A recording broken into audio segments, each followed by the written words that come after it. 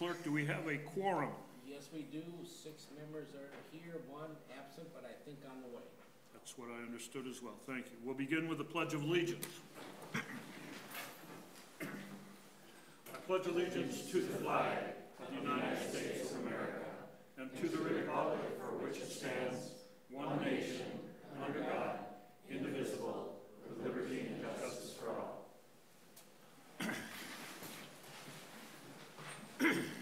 Item 2 is approval of the agenda. Please note that there will be 2 additions to the agenda under Area 9, the Finance Committee, B, reviewed by the committee and suggested for board approval. Item 9 has to do with a adult ed clerk position, and I believe all of the members have gotten a note about that.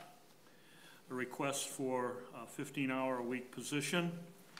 And item 9B10 will be about the privacy and cyber liability insurance item being recommended by the Finance Committee. I also believe that just in the last few minutes, all board members should have gotten a letter regarding the Dick Shields and possible naming regard the Dick Shields issue, which has a presentation later. All right. So, I'll entertain a motion to approve the agenda. Second. We have a motion and a second. All those in favor say aye. Aye. Aye. Opposed, same sign. Motion carries. I want to say that now we have a full board. John just walked in, for the record. Thank you very much. All right, that brings us to item 3, a discussion of the Minnesota Department of Education's required review and comment for public information discussion for the November 7th, 2017 building bond referendum and for Faribault Public Schools. Thank you, Mr. Chair, and ladies and gentlemen in the audience. We have a little bit of a new process that we have to go by when we propose any sort of a bond issue or a bond referendum for a vote. The state now requires that we do a type of review and comment in front of the public. So if there are any questions, then we can go ahead and field those questions at the public comment part of the board agenda.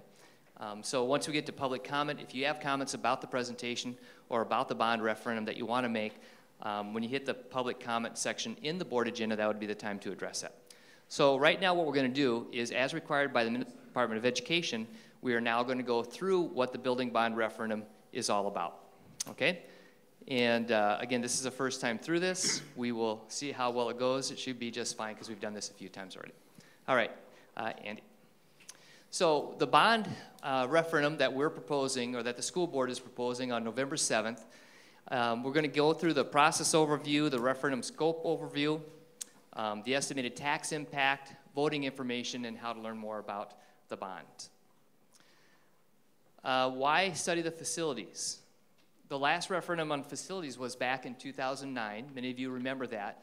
It was a $15 million deferred maintenance project that we had scheduled. There was $30 million proposed, and of that $30 million, 15 was proposed to move forward with. The other last significant building bond that we had was back in 1995, and that was the building of Roosevelt Elementary School and the addition to the high school. Those bonds have since been paid. And when you see our levy certification, you'll see the difference in the taxes. Over the past 2 years, Faribault Schools has been studying the facilities, actually in a lot of depth. The first group that organized about 18, now almost 19 months ago, was the ad hoc facility group. And they really spent a lot of time taking a look at presentations from various buildings by administrators and staff to look at what the needs were within the buildings. It was a nice committee of about anywhere between 25 and 35 folks across the whole entire district that reviewed these different needs within the district and actually voted on whether or not we should pursue that with the school board. And so after a series of meetings, the ad hoc facility group made a recommendation to the school board, and that was to hire an architect in order to really dig into these facilities in a more detailed manner. That happened. The school board approved Wold Architects in, I think it was November, right around that period of time, and Wold Architects took over from there. The second group was a more official group, and that group was our Community Task Force on Facilities, and that was a direction from the board to come back with a recommendation on what we should do with our entire facilities in the school district. That group met all those meeting dates. It was about 2.5 hours each of those nights. The first 2 or 3 meetings were pretty intense, looking up data, trying to figure out what the needs were with the district. We looked at deferred maintenance, we looked at safety and security, we looked at educational programs and how that would be enhanced if we did something, and we also looked at what made financial sense. Does it make sense to build something new versus reinvest in some of the old buildings that we have currently in our community? The charge, and this is very important, this came from the school board, and they gave us some parameters on what we did. We also, within that group, came up with some ideas. And the master plan that will serve the school district's educational goals, be financial, attainable, and sustainable, accommodate the district's pre-K enrollment and other programs, cover anticipated needs for the next 10 years, as well as recognizing major needs over the next 10 years and beyond. Be consistent with the school district's strategic vision. We really kept that at the forefront. Recommend optimal use of facilities, accommodate projected enrollments and support, educational delivery along with the rationale for recommendations, and suggest areas of recreation that benefit the entire city and not just the school district. We reviewed a lot of different data. We had really 3 solid meetings of data that they really reviewed. We wanted to make sure that the people on that committee, the 25 folks that were there consistently, really knew what was going on with our facilities in our community. So you can see the different things that they took a really careful look at, and they really did come up with some really great ideas. So the major pieces that we came up with were the learning environments need to be safe, secure, and welcoming. Our elementary schools haven't changed for a long, long time. They're built in the 50s, and the entries are just not for today's society, and you measure the standards of what safety is, they're not up to that standard. We also still want to make them welcoming. We want to make sure that they look like a school that's inviting to attend, but at the same time, we wanted to make sure that they were safe. So the idea is that when people come into the buildings, they go right into the office, they're able to check in with the secretary, meet a real live person, and then we can monitor who goes into the academic areas. Right now, they just push a button, they go through a vestibule, and they can either go down a hallway or they can go up the stairs, and it's not very well monitored. The learning part has changed quite a bit since I went to school, and which that dates me now. I've been in education now for 32 years, so it's been a long time since I've been in school. I actually, just to sidetrack a little bit, I actually attended my first day of school, my 50th first day of school this year, so there you go, hit the half-century mark. But it has changed quite a bit. A lot of the research out there is showing, and not even the research, the reality out there is that a lot of the jobs that are being created now, we don't even know what they are. So when kids are graduating from high school, they're going into a workforce where jobs are being created that haven't even been created while they're in high school. So we're teaching kids how to learn. We're teaching them how to create and innovate. St. Thomas has one of the new programs up there is their entrepreneur program, and that's an actual major that they're now graduating with at St. Thomas University. So there's a lot of those different things that are coming out of our programs. So we think by redesigning some of the areas and creating some flexible learning areas and makerspace areas will support some of that, or will support the new learning styles, and also allow students to be more creative and more innovative. And then finally, we have additional space, specifically the event center, which is part of the proposal that we want to support community-wide needs for lifelong activities. So the summary and the suggestion to the school board was to address all these different needs, and this has been 2 years in the making, so there's a lot of detail, and we certainly have areas where you can access our website so you can see more of the details. But basically what we addressed were all those different pieces. So we addressed safety and security at all buildings, code, life, safety system upgrades at all the facilities, renovations to create these flexible learning areas and maker spaces at all the buildings, the additional activities and athletic space through the construction of the event center at the high school, the creation of a preschool kindergarten center, and the replacement of the ALC facility. We also, I'm going to have Andy go through these things. We also did a tax impact so people can kind of see what's going on with the tax impact. So this is a quick one. Okay. So one thing that we paid a lot of attention to is that this is obviously going to cost money, and the task force was very cognizant of the different options, and that one option might be a little more expensive, and we always wanted to keep in the forefront that tax impact, but then also what's best for kids. So ultimately, what the school board had said was, on an average home, we had a target of $300 per homeowner as what we felt was a tolerable threshold. When all was said and done, we worked with our financial consultants, and the actual tax impact on an average home, which is $150,000 within the school district of Faribault Public Schools, the annual tax impact is $242 per year. So we're very pleased with that. It really means that it addresses all of the immediate needs and all of the major needs in the next 10 years that we identified. And when surveying the folks that we surveyed, it was underneath the tolerable threshold that people would support investing in our facilities. So you'll see two questions. The first question is related to an operating levy. As we add on to our facilities, there's going to be additional square footage, and with additional square footage comes additional cost.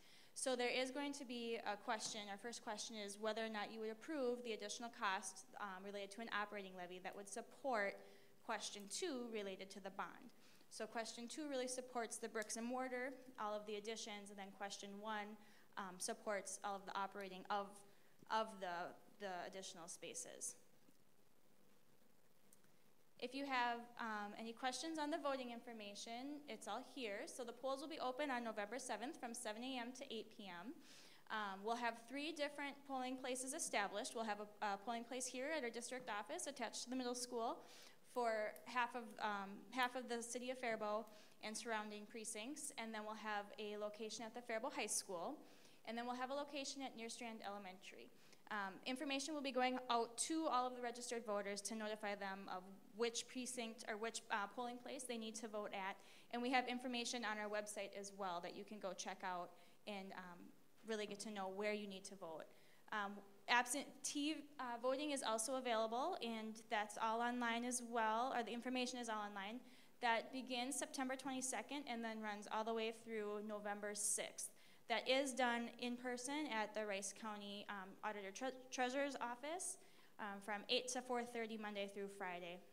And you can also call their office if you'd like additional information. We do have a few different public information sessions. So the first one is today. We also have one this Wednesday at Jefferson Elementary as part of the community school, the new community school that's happening there. And then we have another one coming up on October 10th at the high school. And then we're also constantly updating our website, so I invite you to take a look at that, faribault.k12.mn.us. And then if you have any questions, we would love to hear them so that we can answer all of the questions that you may have. We have an email address of referendum@faribault.k12.mn.us. You can always call Todd Sesker. He would love to field your calls as well. All right, are there any questions? Oh wait, no, we can't take questions. Not yet. So that's a real brief summary of what has happened over the years. The board has heard this over and over and over again, so they have a really in-depth knowledge of what that is. Feel free to call them too. They could certainly refer back to me as well.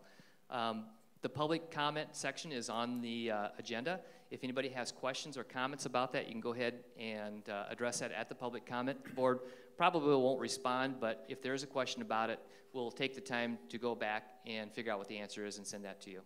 Okay, with that, that's it.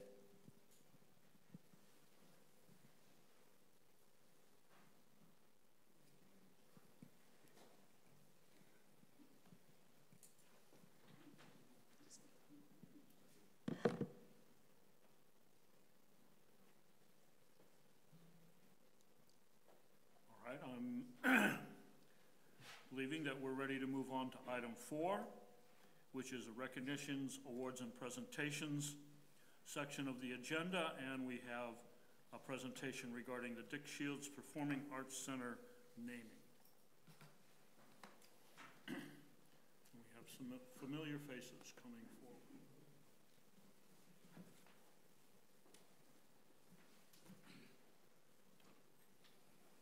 Welcome, gentlemen. Thank you. Good evening.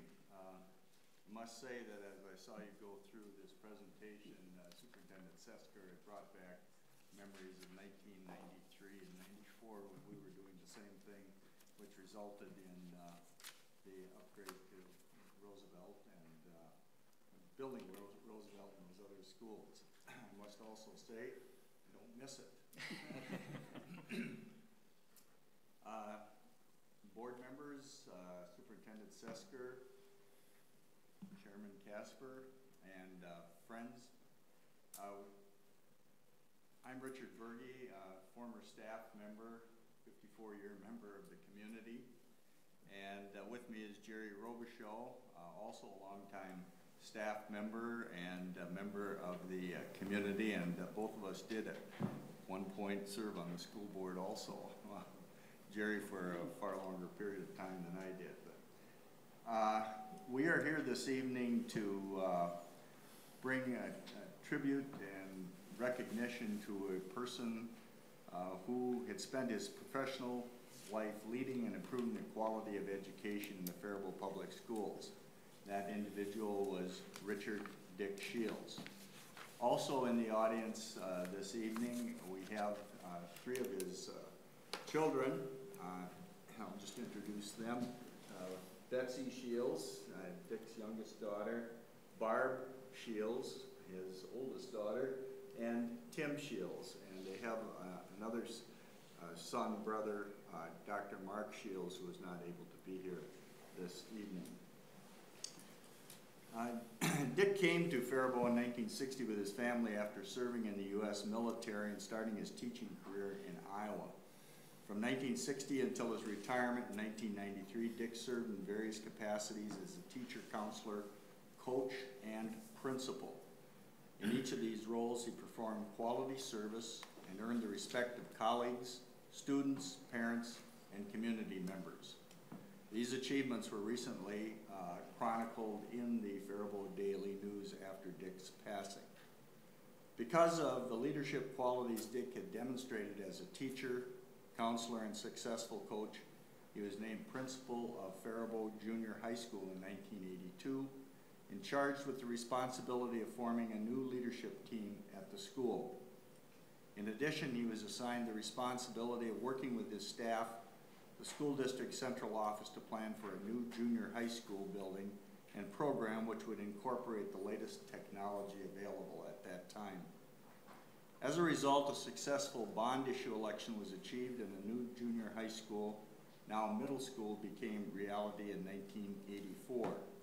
And a large part of this success was due to the confidence the community had in Dick's leadership at the school. Therefore, we propose that the Faribault Board of Education name the Auditorium Performing Arts Center at Faribault Middle School the Richard Dick Shields Auditorium Performing Arts Center to commemorate his contributions to the Faribault Public Schools and community. In summary, we believe he's deserving of this recognition because of his long-term quality public service, service as the first principal of the junior high and middle school, commitment to help students achieve their full potential in the classroom and through participation in extracurricular activities, and has demonstrated personal and family values. We're very pleased to bring this proposal to you. I don't know, Jerry, if you would like to make a comment. No, I think, Dick, you've articulated it very well. Not only was he a colleague, but a personal friend for years that Dick and I knew. And I may stand corrected, but I think all of the kids graduated from Faribault, did they not? That's correct. So it's not only lifelong for Dick, it's lifelong for his children as well. So just pleased to be here, and able to articulate and talk about a very fine individual who was truly missed in the community and the school system. If you have any questions, we'd be pleased to respond. Mr. Chair, maybe before you ask questions, I just want to recognize a few other people in the audience too, so you guys, so the Shields family can kind of see who's out here.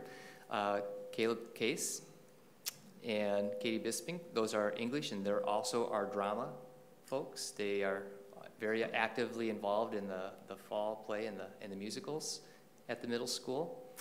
And then Mike Myhock, our principal, and I thought I saw Kelly. Is Kelly back there?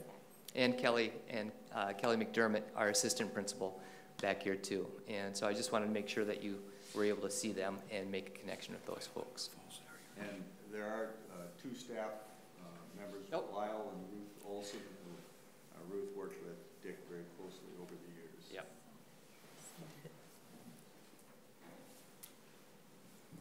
I'll just comment. I had the inevitable task of following Dick Shields as middle school principal.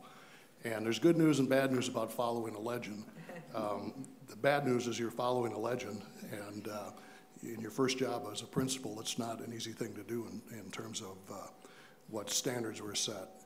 The good news is the place was a great place to come, and it was and remains a good building, but Dick Shields and his work in building that program and the building and the philosophy and the way kids are treated and all of those kinds of issues were an excellent example for me to try to live up to, and so this is well-deserved.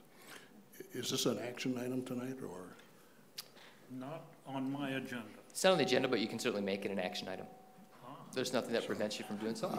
I would move we accept the naming of the middle school theater, and I would hope that, well, that should be but let's hope that we can remodel it a little bit too and put his name on a recently or a newly refurbished facility. But well-deserved, and I'm happy to move that we rename this facility. I'd like to second that motion. It was my honor and pleasure to work with Mr. Shields much earlier in my career. And I think it's particularly fitting that the Performing Arts Center in this building be named after him. I mean, his areas of accomplishment are many, but as the drama director starting in 1974, we were performing in the lower level cafeteria of the 1913 high school, and didn't have much to offer the theater. As the new, what I still call the new junior high, was being planned, Dick did speak forward and support the idea of a performance space for all the performing arts involved with school. As a drama director, I was particularly pleased that we'd have lights that worked, a curtain that closed, and a sound system that worked. So I think I very much support this idea and happily second the motion. Are there any further questions after these totally unbiased comments have been made?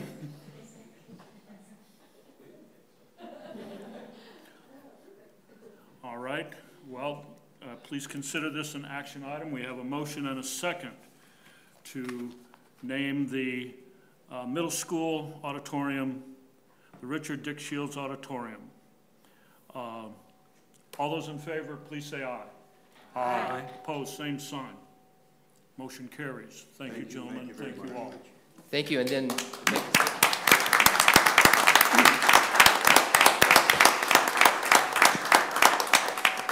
And Mr. Chair, just so you know that there will be a photo op now with the Shields anytime you want to go there, and I've invited the staff, and certainly the Olsons are welcome to go there too to take a picture in front of the current performing arts, and maybe we can do a before and hopefully an after piece. So that would be terrific if we could get your photo in front of the current middle school performing arts center sometime tonight.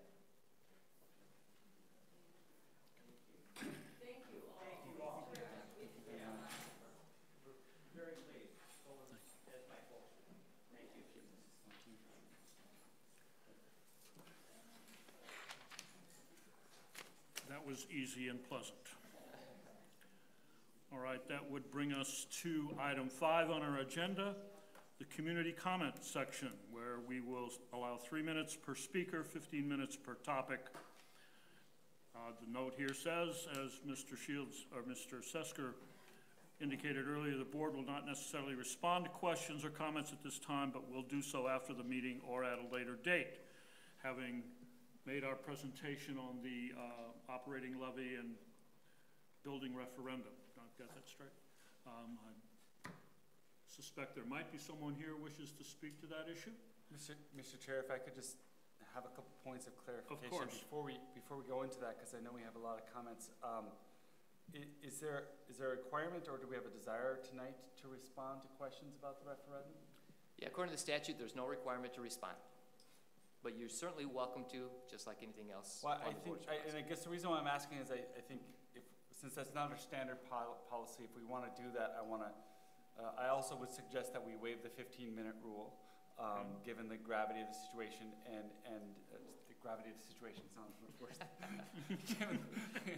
Given the size of the topic that we're looking at here, I think waiving that. But I just want to, before we go into them, I'd like to talk about doing it before we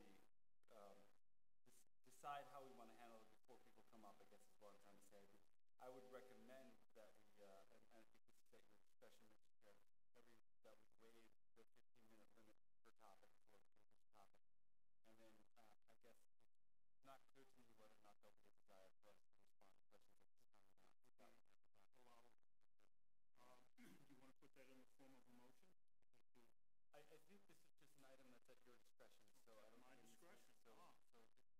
So which charge? At last, the power has come. That's right. The chair rules that the 15-minute limit per topic should be waived, and should any member of the board choose to respond to any questions or items, that will be at your discretion. All right. Thank you, Mr. Chair. Thank you. Is there anyone who would like to address the board?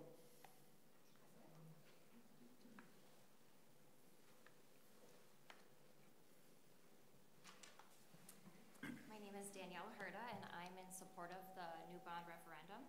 This bond is not only important to me because I have 3 children within the school district, but because I have confidence that updating our existing facilities and building new ones will be beneficial to all of our children and bring opportunities for everyone in our community.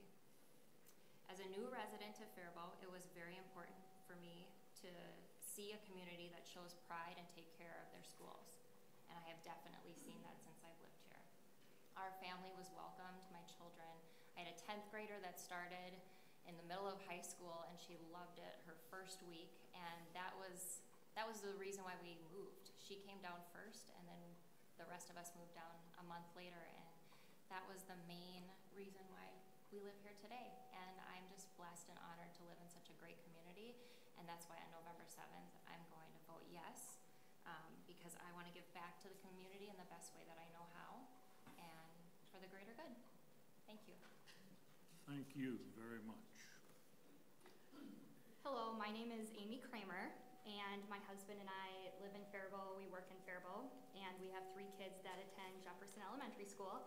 And so this bond is very personal for me, because when we walk down the hallways of Jefferson, honestly, it looks the same and it smells the same as it did 30 years ago when I went there, which is not a bad thing. However, a lot of things have changed, and to know that the schools are not up to ADA compliance, and to know that the security could definitely be better within all of the schools, and to see children sitting in the hallway learning. Things are just different today than they were 30 years ago. There's many more students in the schools that were ever meant to be there.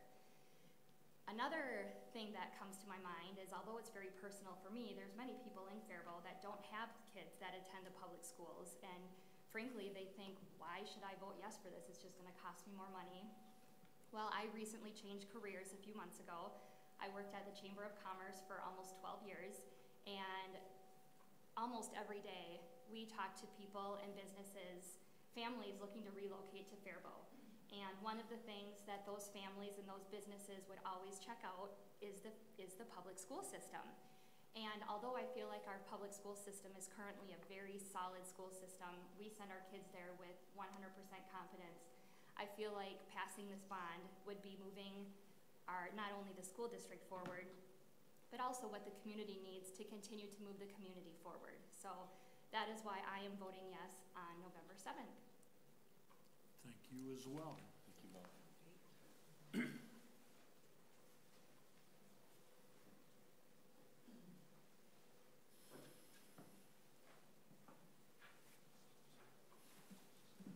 Hi, I'm Chris Heusler, retired teacher with the school district. I was preschool, so the Early Childhood Center is very near and dear to my heart. That's on the bond referendum. I think it's a good use of our best resources to provide the best start for children, and a good way for us to impact those lives which will make a difference in the future. I have 15 grandchildren. Two of them are actually nieces. Of those 15, 9 of them attend school, public school here in Faribault. So this bond is very important to me and to my family. Recently I have been subbing, just last week I began subbing in the area. I was at Kenyon Winnemingo last week, and I've been at Owatonna now a couple of times. One thing that struck me when I walked in the buildings was that there was not as much security as I was used to at McKinley.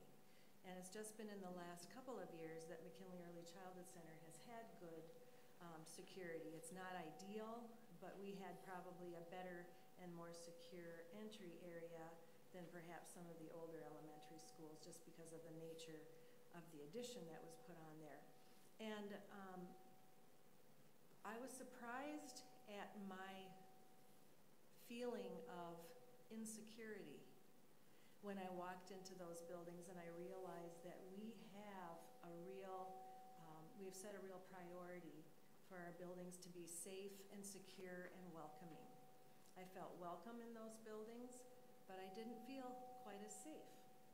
So, and that was just a fact, not saying that, and I know there's no laws that specify what we need to be doing for children yet in our public schools as far as safety is concerned, as far as requirements.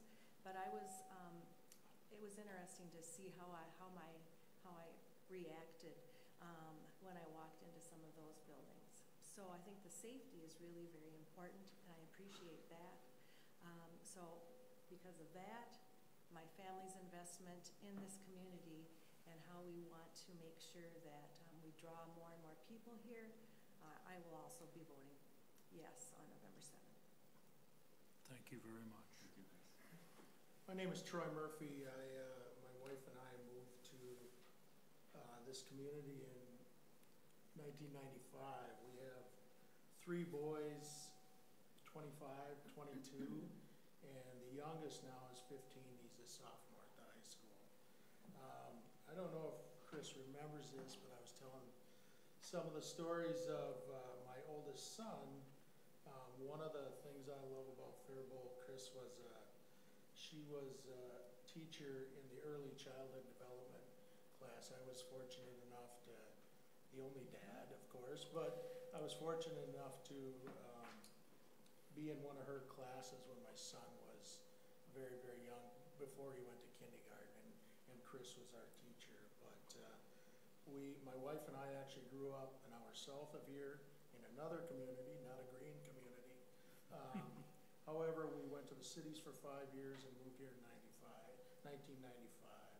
And since then, it's been just amazing. I've been able to coach numerous sports, work with teachers, coaches, administrators.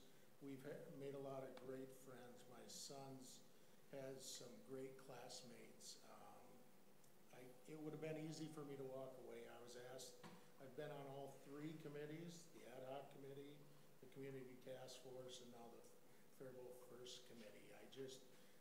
Just to add on to what Chris said, I've been in the security business for well over 20 years in some form or another. I think that's important to our community, for our facilities, and I would like to see that, you know, an improvement in that area.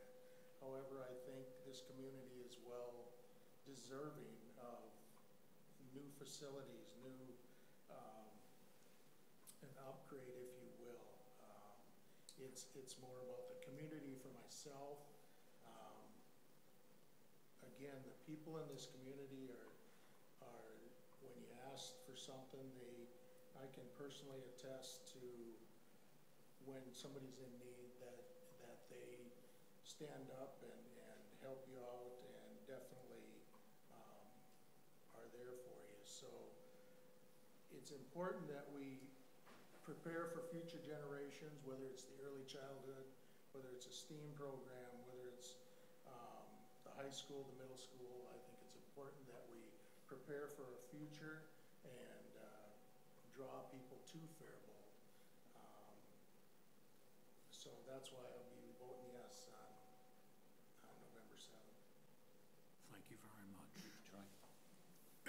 Just wanted to say one more thing about the kindergarten and early childhood center and the value of having children move from the very first school experience that they have and have a really, really smooth transition into kindergarten. I neglected to mention how much our early childhood and kindergarten teachers have already worked together in our school district. And we believe that because 4-year-olds and 5-year-olds are a lot more similar than a 5-year-old and an 11-year-old, that the value of having an early childhood center, which meets the needs of our youngest students, there's a real benefit to that. And it helps make the transition to the K-5 education much less scary for families. We always have a few tears at the end of the school year from the parents saying, oh, I thought we would get to stay here one more year. I'm kind of really nervous about children going off to that big school.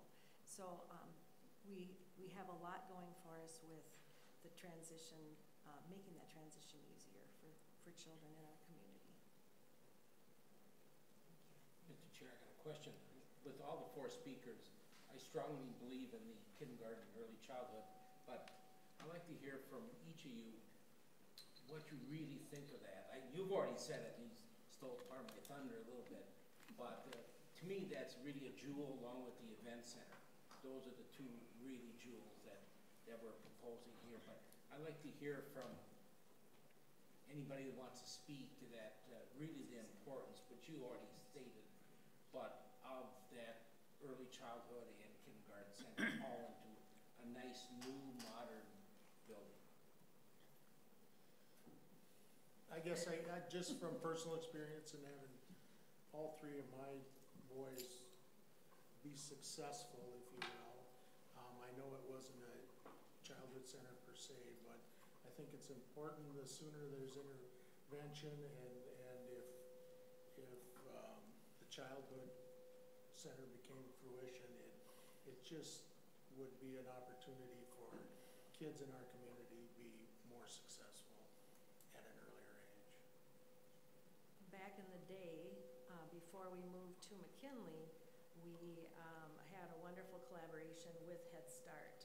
And so our early childhood center dream that we're talking about would revisit that.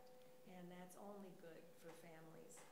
If we can provide seamless programming for many families who are at risk, who don't know how to navigate the system, and if we can give them a good first start, whether they be served by Head Start or by early childhood special education, early childhood family education for families, or our McKinley preschool, or our early childhood school readiness and preschool programming, then you make that transition to kindergarten that much smoother because we've got so much more alignment at that end. And one question, got some phone calls. You think like McKinley basically has outlived its usefulness, right? I think Well, I know it's on crowded. a positive note, we're crowded. And it's amazing that when I first began school readiness in the school district in 1992, I had a class of 17. And now we're serving 100 plus children, which doesn't even speak to the issue of the fact that if down the road the legislature approves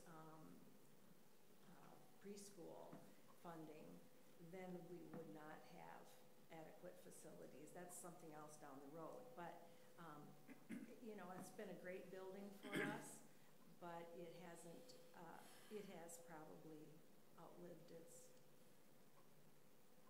usefulness at this point in time. We certainly could not handle Head Start, and of course there's no room for kindergarten. And you would support collaboration with Head Start, right? Absolutely. We do a lot of collaborating with them anyway, as much as we can, even though our funding sources are completely different. But we have maintained a good relationship with them, and it just only can help bring children kind of on the same page when they're all stepping foot into K-5, into the kindergarten classroom. Thank you. Further questions? Thank you very much.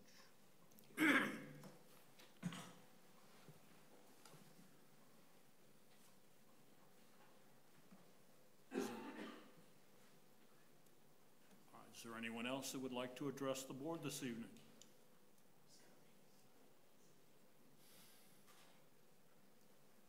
Well, I'd like to thank those that spoke to us this evening. I would invite other community members to let us know their thoughts and feelings as we move through this process. My 3 kids and 3 foster kids have also graduated from Faribault Public Schools. And as much as I wish there were an easy way to measure the quality of schooling, I don't believe that any test score or number accurately reflects that. I would encourage those of you that have interest in it to visit our schools, to talk to the parents, to talk to the teachers, to talk to the board members. We've devoted, I know the board is devoting a lot of time, and our staff even more so, on a daily basis to make a good system even better. So I thank you for your comments tonight. I invite others to share their thoughts and feelings as we go through this process. And if we can answer any questions, please contact us. If there are no other speakers this evening, going once, going twice, sold to the man in the booth. You didn't know you bought this, did you? All right. That brings us to authorization of payments, transfers, and investment activity. This item can be approved by one motion unless a board member would request separate action on any singular item. Are there any such requests from board members this evening?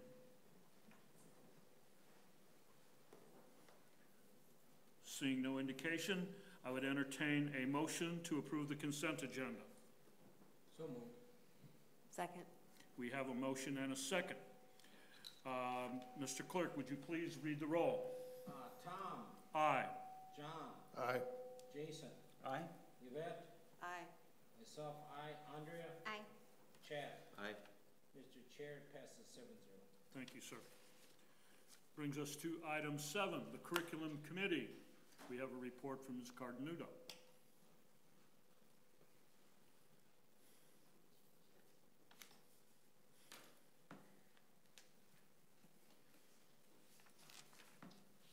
All right, good evening. The Curriculum Advisory Committee met this evening. Our topic this evening was on collaborative inquiry with a combination of the graduation rate.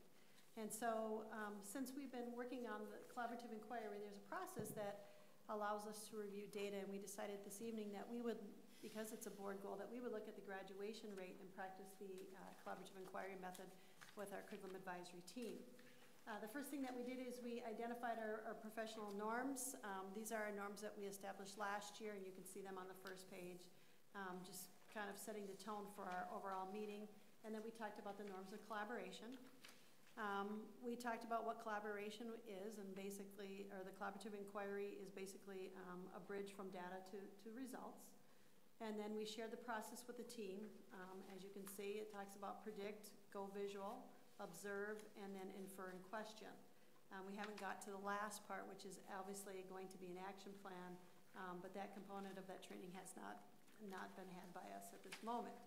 And so since we were practicing and we wanted everybody to have the experience to go through the collaborative inquiry process, we thought we would use the graduation rate.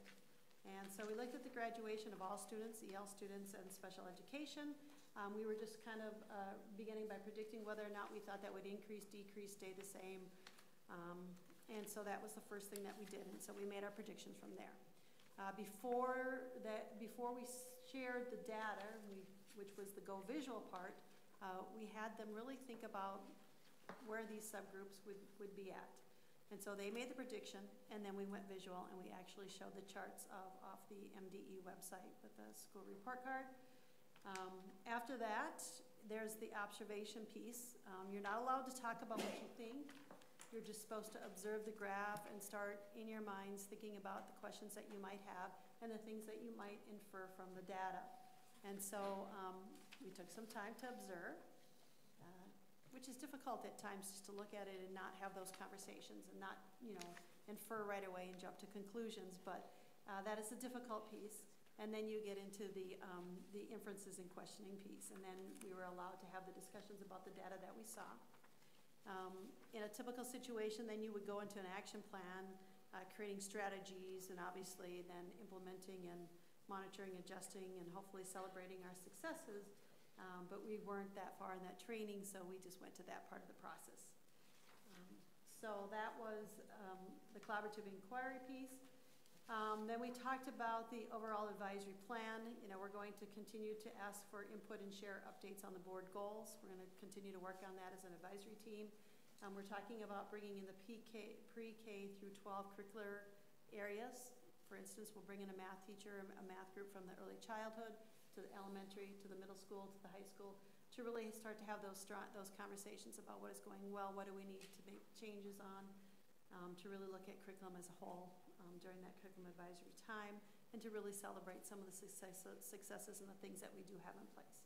There's a lot of good things going on in Faribault, and we really want to let our committee know and make others aware. And so our meetings are held our next meeting will be held Monday, October 16th in the Falcon Room from 3:30 to 4:30. Our meetings are held every single Monday of the month, every third Monday of the month.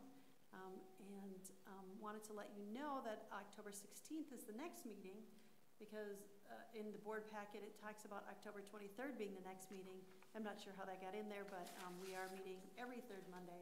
So October 16th will be the next meeting from 3:30 to 4:30 in the Falcon Room. Questions or comments about that? Colleen, on this, all students, graduation rate about 75%. Yes, we're looking at all students, including ALC and all of our buildings, and so that is what the state is showing for the 4-year graduation trend. As you know, our EL students, several of our EL students, even special ed or other students, may need 5 or 6 years to graduate based upon their needs, and so that is what the state is reporting for us at this point. Again, what's your opinion of 75%? My opinion is that we need to raise that, and that's what we're working on, and that's why we're starting those discussions. When you look at the longer term, the 5 to 6 years, obviously we're at a much higher rate. We're looking at how to continuously improve that. Now that 25%, you might not know, but how many goes back to the ALC to get their GED or, That I don't have that number off the top of my head, but I can get that for you.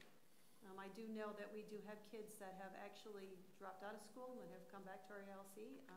We're actually bringing, Margaret was talking about this year that we're already bringing several kids in that left us, you know, even up to 2 years ago, and they are coming back and going through the ALC program.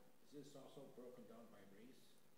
Yes, there is a component to that. We were just using the process at this point to learn the collaborative inquiry process and to begin the discussion.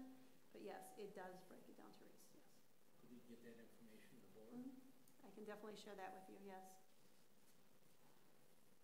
We did not strategize. We did not have conversations about the action plan. We were just, you know, sharing those steps because that is something that, as a curriculum advisory group, I think that is one of the discussions because it is a main board goal that we're going to be having and continue to have because the curriculum advisory, you know, obviously can advise us on thoughts and you know, listen to our ideas and plans and help to improve that rate. Is it feasible to get 100%?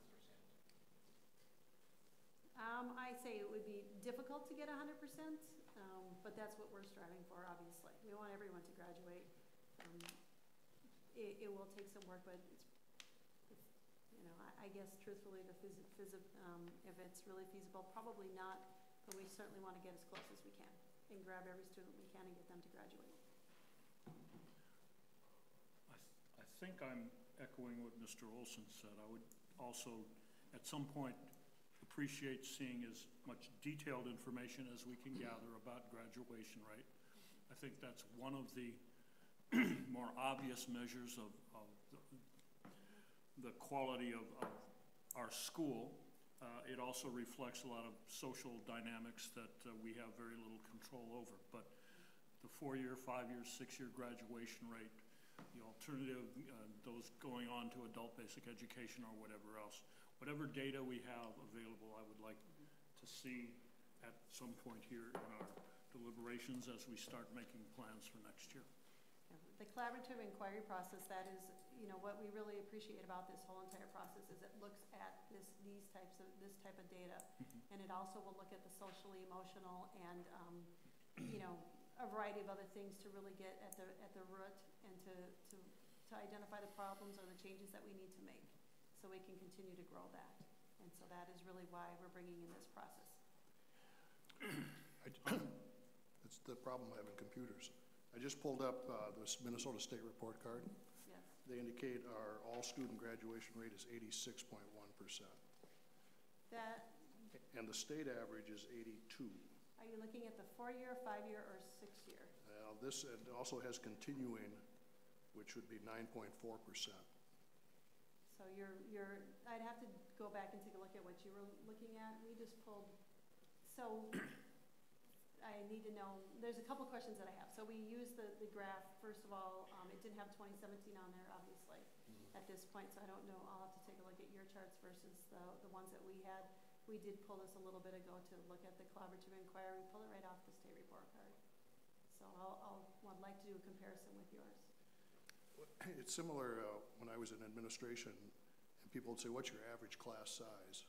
I'd say, well, tell me what number you want. Right. And I'll come up with a way to calculate to get that. And it might be true with graduation rates also.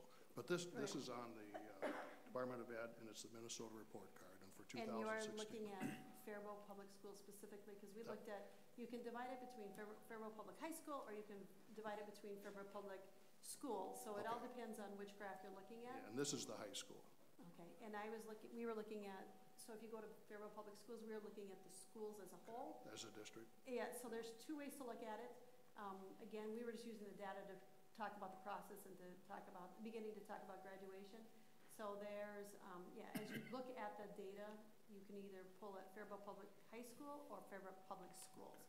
And we were pulling it at that time at Faribault Public Schools. So if you switch your data, hopefully it will be the same one I have. Colleen, what's the difference? Just simply adding the ALC, or it does add the ALC, and I think it looks at other possible students within might be identified within the district. And so the higher rate will be the Faribault High School itself. When you include the ALC, obviously it's students that typically struggle, and they may come back to us, and some of the students in the ALC are not ours from originally. They may have come from other districts. So we were looking at it as a whole piece. But I can pull for you, well, and actually you could probably show them, the Faribault High School alone. I think they also, I looked at another set of data, our 2 to 3 year after is almost up to 96%. So there's a lot of data out there. My question is for the board, do you want us to do any, do you want us to compare ourselves with other districts that are similar to us, or do you want to just use this as an independent district and do our own thing? Because it's really, it's not fair for us to, if you look at the state piece, it's not real fair for us to do the comparison between all the schools and look at us in comparison. Or maybe you don't want that comparison. Maybe we just want to isolate singly on our school district. And I could probably pull high school versus ALC versus. Yeah, we can do that all internal. Just curious to see if the board's interested in making a comparison to schools like, you know, like the Wilmers and the Worthingtons, and see where we are compared to where they are when they have similar demographics and similar funding. Well, I like John's stat that we're at 86% right off the education website. The state average is 82, and whatever we have to do to continue to try to get better, as one of our 4 goals is to increase our graduation rate. And I think that's being met. You're right. If you look at the district, it's 75. That's not but I think it's significant when you compare the high school with all the schools. We're 4 points higher in graduation. The other one has 56,000 students in that sample.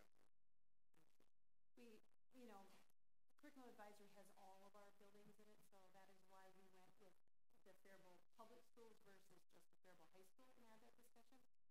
But this was, again, the day 1 of the discussion, and so when we continue to look at this data, you know, we will isolate the schools and have those conversations. And I think your point is we're using the collaborative inquiry.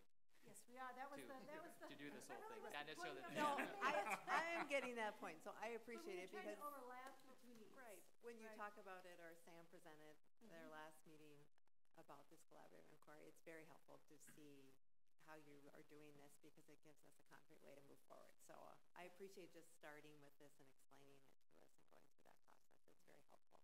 And I also wanted to say thank you for your editorial, I don't know if you call it editorial, but your column in the Faribault Daily News. I thought that was great, highlighting some of those successes. Any other questions?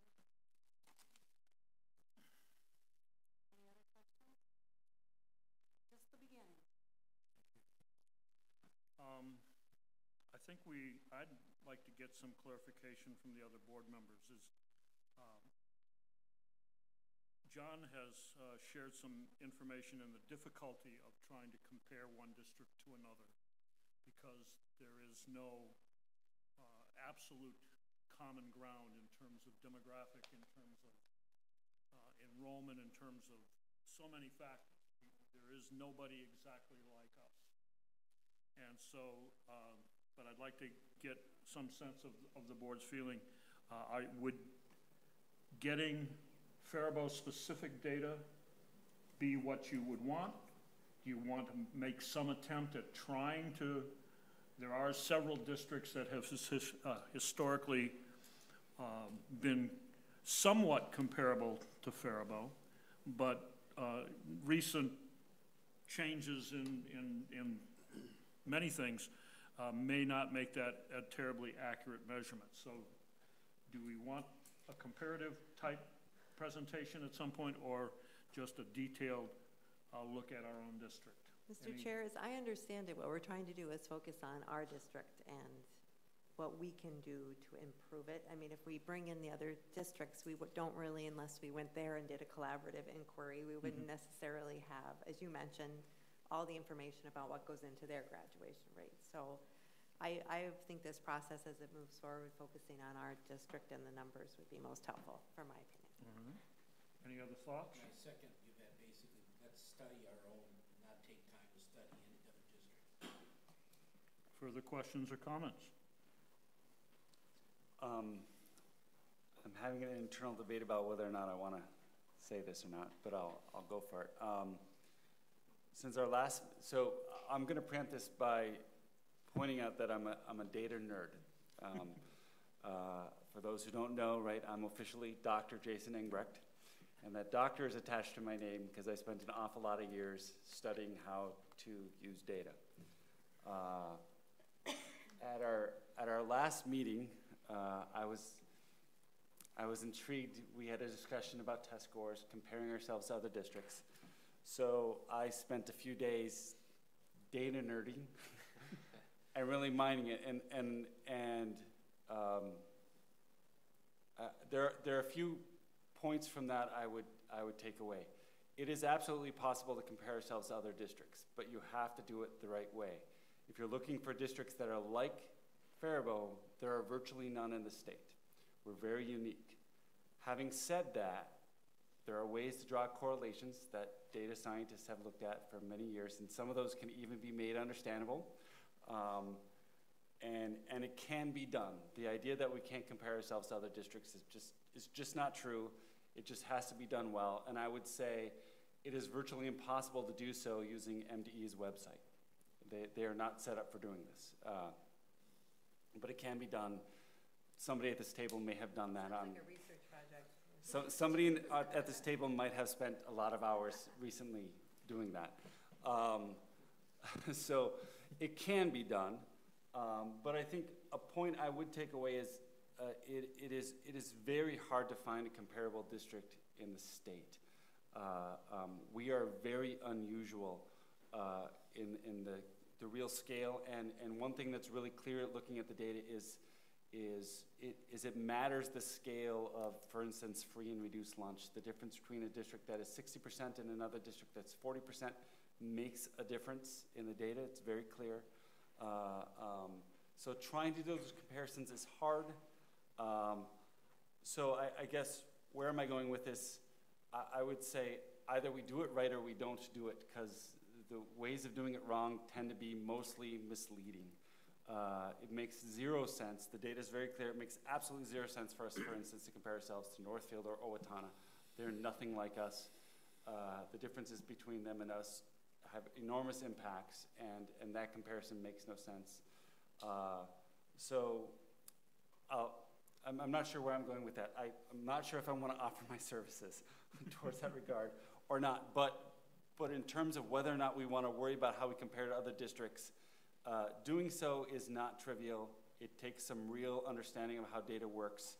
It can be done. It is hard to do well and quickly. And it is, I'll just say this, it's impossible to do with the MDE website. It's just not there. They're not presenting it in an appropriate way. So if we want to do that, then I would like to have discussions with some of our leaders about how we would do it and do it well if we're going to do it. That's my data. Well, I'll just comment because I did the other time. I'm not interested in having a big comparison between districts. My point is that I don't think the board should be advocating for abolishing the MCA tests. And part of the reason I say that is there is good information that can be found, and that's what I spent an hour one afternoon looking and sharing with you. And you're right, there's absolutely no way we can compare, but unfortunately the community does. And they see a number, and Chad has talked about the impact of that. And that's something we just need to say, it is what it is. And it's a number that is a snapshot of our district. It's one evaluative thing. And here's what we're going to do. We're going to take and look at it and use that information to try to improve. But I agree. We don't need to spend any time comparing ourselves to anybody else. The only point I have is that it looks to us, it looks to folks like our answer to the poor test scores is to abolish the test and to opt out of that. And the reality is that the 3rd and the 8th grade test is required by the federal government, not the state government. I mean, the state is charged with testing it, but it's a federal regulation. The test in the high school, actually today, I believe, was the day that the state had to submit under the ESEA Act an opportunity for districts to select their own evaluative. So you don't have to use, if it goes and accepted, you don't have to use the MCAs. You can use the ACT, and that's fine. I just object to the fact that because we don't like the scores, we are going to go to the legislature or go to the school board association and advocate that they do away with the testing. That's my only point. I'd like to comment about that just very briefly. As all of you probably know, I've spoken up against testing for a long time. And my reason for objecting to the testing is that in part, what Jason is saying is that the data that's being publicized statewide is not designed or appropriate for allowing a common non-data nerd to easily or look at a list of numbers and draw any definitive conclusions. My objection to testing is that in my experience, the tests, I don't object to them because our scores are low. I object to them because we spend so much time on a number that doesn't really indicate what a student knows or doesn't know. It may give us some hints, but the tests that I gave as a classroom teacher gave me the hints I needed to know about whether the student needs some work in reading, whether this student is having some mathematical difficulty, whether they're simply not understanding the language of history, whatever it might be. I could gather that in a lot of ways and didn't need a standardized test to do so. So I don't object to the tests because our scores are bad. I object to the tests because I don't believe that they are significant in the day-to-day instruction. Now I know Colleen Cardenuto and the curriculum committee and the assessment committee are working hard to use all this data to better our program. I don't question their sincerity, I don't question their efforts, and I don't question that they are making a difference. I do question about how much time we can afford to give that, how many resources we can afford to give to that over time. Well, just philosophically, just to throw the question out there, are our scores bad? I'm just throwing it out there. That's a loaded question, right? Request to move on. All right. The board agenda. What is that called? It's a rhetorical point question. Of order? Doesn't mean you need to respond. Point of order, is that what that's called? I believe that is correct. Okay. I would say it's a rhetorical question that has an answer, and that I'm not going to share at this moment. Okay. All right.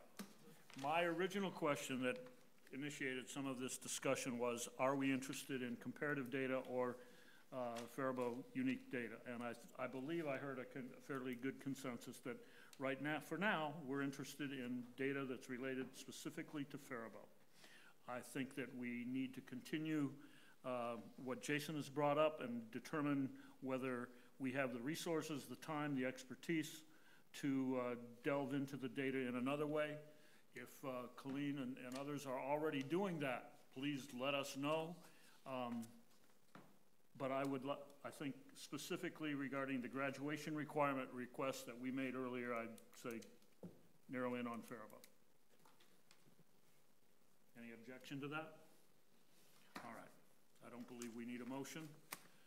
So that would bring us to no technology report. Item 8, policy committee, no report. Item 9, the minutes from the finance committee.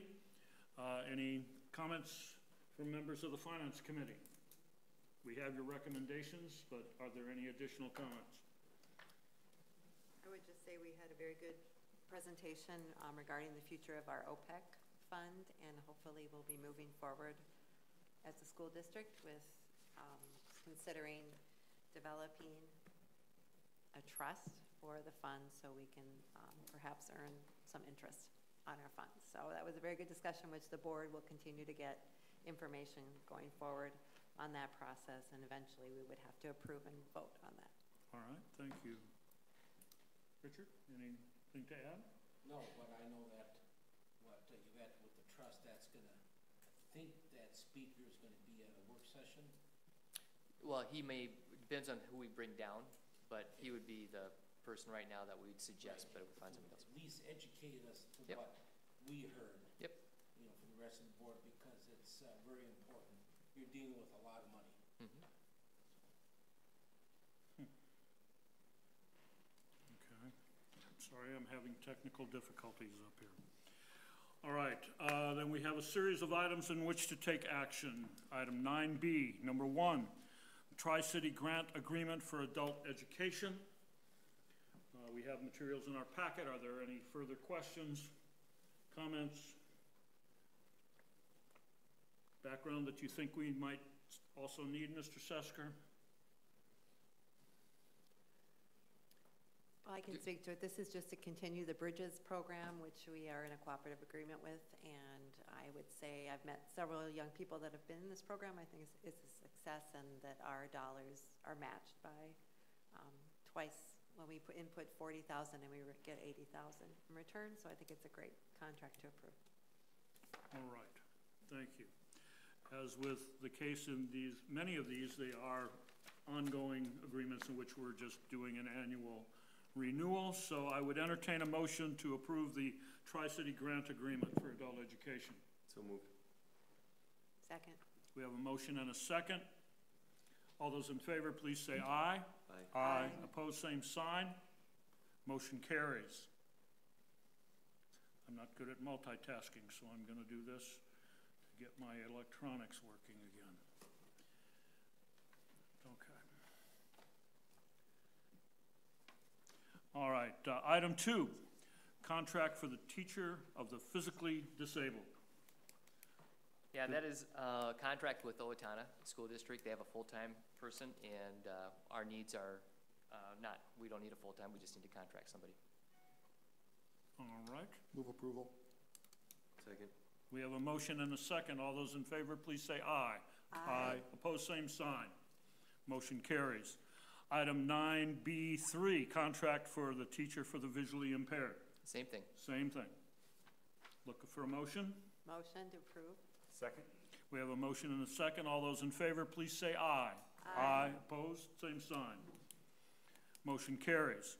Item 9B4, contract for physical therapy teacher. This is just the opposite, so we're contracting the reverse to our SEVSEC group. So Okay. we're offering a contract to them.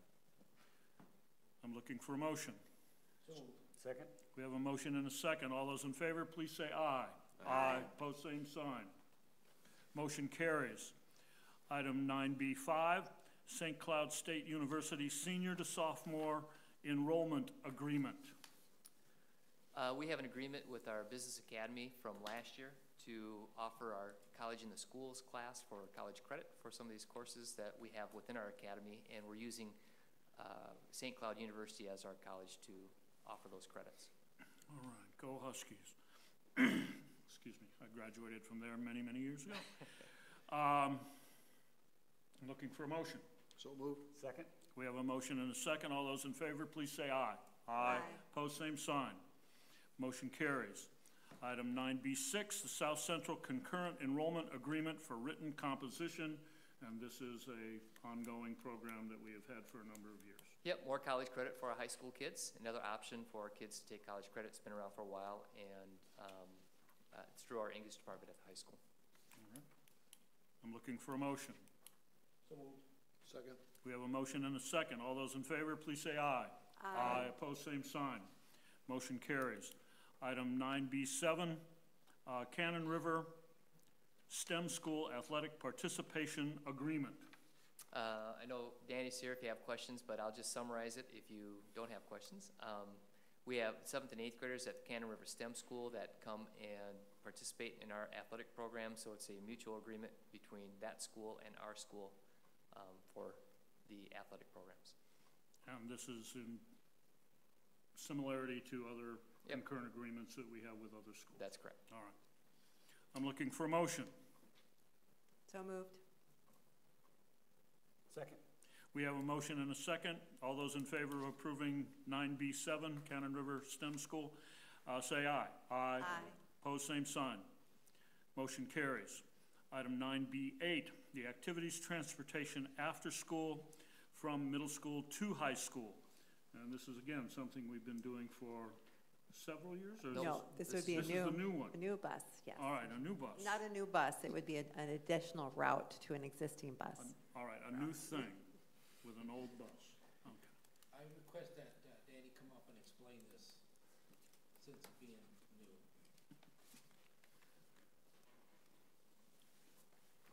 I was going to be a little disappointed if I sat back there the whole time and didn't have to come up and talk.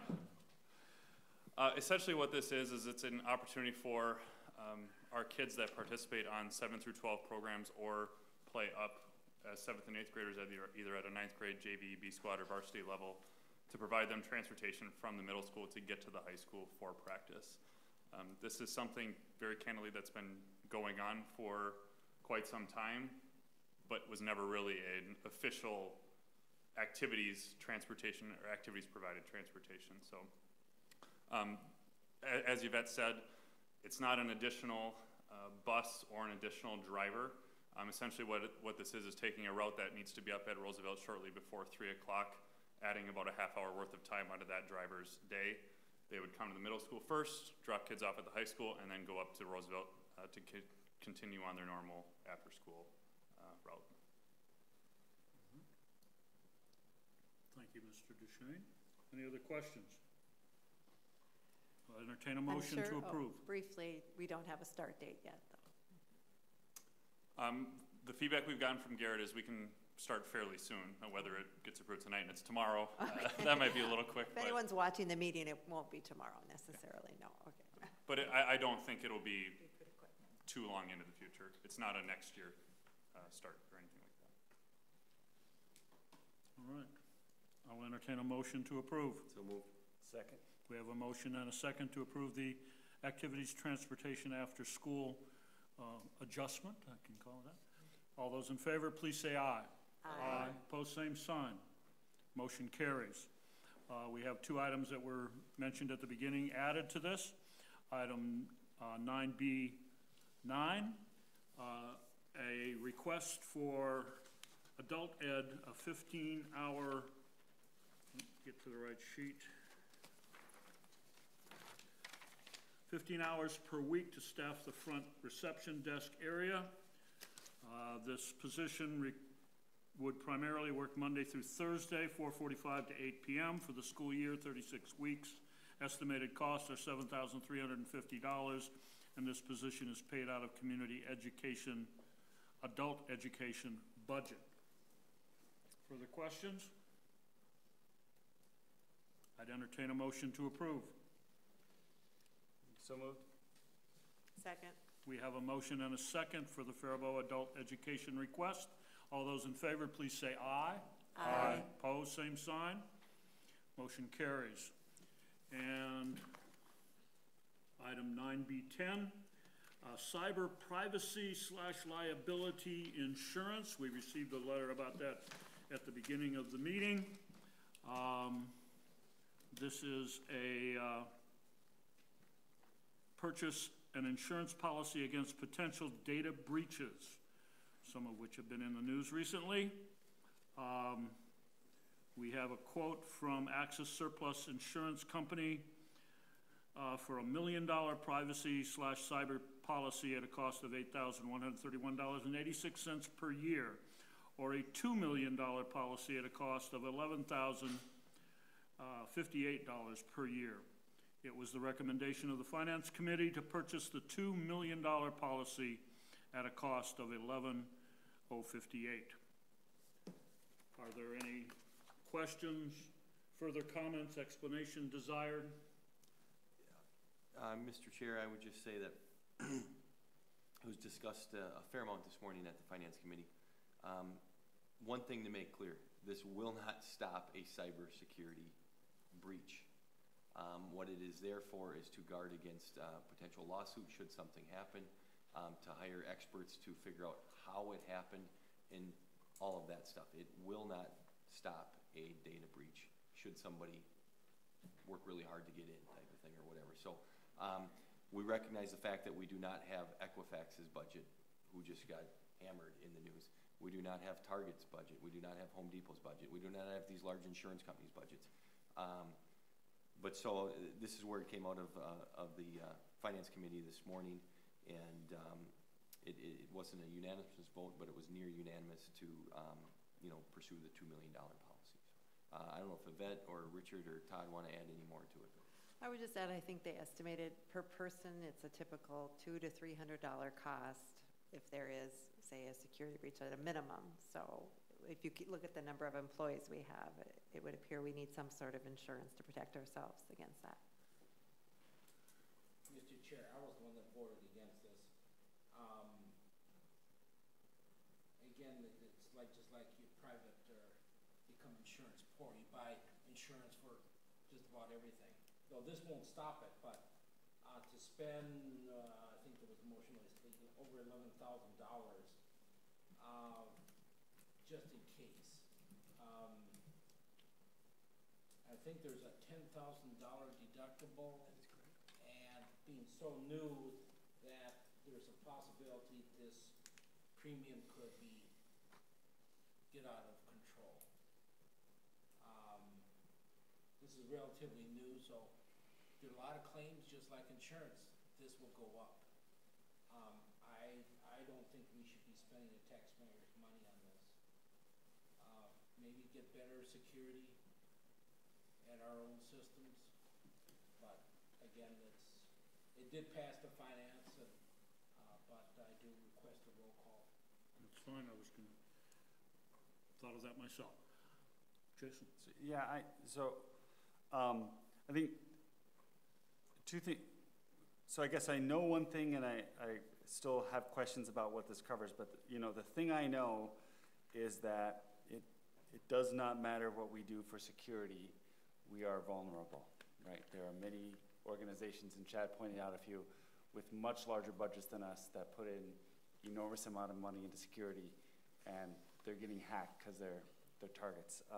And if that's the case for them, the NSA has been attacked. If they're going to get attacked, we should be making sure we're more secure, but we can't guarantee it's going to happen, that we're going to be able to do it. So that I know we're open to this attack. What I'm not clear on, and I think Chad, you alluded to I'm not sure who alluded to a cost per person. It's not clear to me what our expectation of costs might be should there be an attack and we get breached. Is this largely a liability against getting sued? Is it to help people recover when their data has gone? What is it covering, I guess, as I'm still really unclear on? Mm-hmm. So when I was visiting with Grant Wilson from Hartman Insurance, who is our insurance agent, we talked about that. And he said, on average, the industry says that if you have a data breach and say a hacker gets all of your social security numbers, we have roughly 2,500 employees in our financial database, and so we have social security numbers on all of them. So if it's $200 to $300 per individual, that's roughly $750,000 that we would be on the hook for. So it protects us against having to foot that entire cost. The initial notice, as I understood. Yep, the credit monitoring, all of that. But what also plays into that is that this entity would help cover the cost to hire an individual to come in and figure out where your holes are, what do you need to do, what's to kind of beef up your security so that you don't have that happen again. So they help with the logistics kind of behind it. The forensics, that's the word that he was using, the forensics, yep. Okay. I view this, and I'm not saying I view it correctly, but I view this as no different than this board presumably has D&O insurance type of thing for elected officers. I know our booster club has gone to D&O insurance. I know the soccer association has D&O insurance. And it's just simply one of those things, no different than the building has insurance in case somebody trips and falls. Are they going to sue the school district? I would anticipate this is an ongoing insurance for here and until as far as we can see type of thing. No different than you're starting to see terrorism insurance starting to be written on things you would never, ever assume. But that's just to so-called, I don't know if it's play it safe type of thing, but in Richard's point, you can be overinsured, you can be insured on absolutely everything. I get that. But when we do have approximately 2,500 employees' social security numbers on file and whatnot, and things of that nature, there's obviously large sums of money that operate in the general funds and things of that nature. That's just simply why I view this as something that is important and something that should be enacted. Am I correct in thinking that we also have student and family data that is possibly subject to inappropriate access? Yep. And does this cover that aspect or only our employee? Nope, it would. We do have data on all of our students, and then all of their siblings, all of their parents. There's several different branches of information related to our students that we do keep. but that system does not have social security numbers. It still has other information. It might have special education information, it might have health-related information. So there would be a cost. I don't think it would be the $200 to $300 if that were to be breached, but there certainly would be a cost. If that were to be breached, we would have to reach out to them in some fashion. So yes, this would help to offset that as well. All right, thank you. Yep. Is there data that we should not even have, should be purged? Because you told me one time we had Social Security for, what, 7,000 students, like, why? Right. So you purge that. Is there other stuff, do we need it? Do we need it to function as a district? Right. Is there, then purge it, get it. And that's what we did. Yep, we have 40,000 records in our student database. And one of the things that when we were looking at this, we were looking at what is the information that we have. And we saw that we had social security numbers that was old information that carried over from our previous database.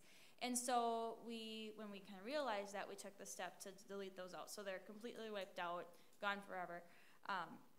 So, it is something that we're very cognizant of. We don't want to have information unless we really need it. So if a family comes to register, for example, and they bring a birth certificate, we don't keep that any longer because we just don't need it. We get the information that we need, and then we move on. So certainly, in some of our paper files, we might have copies of things that we no longer need, but it would be pretty cost prohibitive to go into each one and make sure we don't have it in our paper file.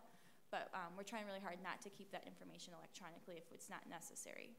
Andy, can I verify, Richard, I don't know if you were making a statement or asking a question, but I heard that you said that we have students' social security numbers on file.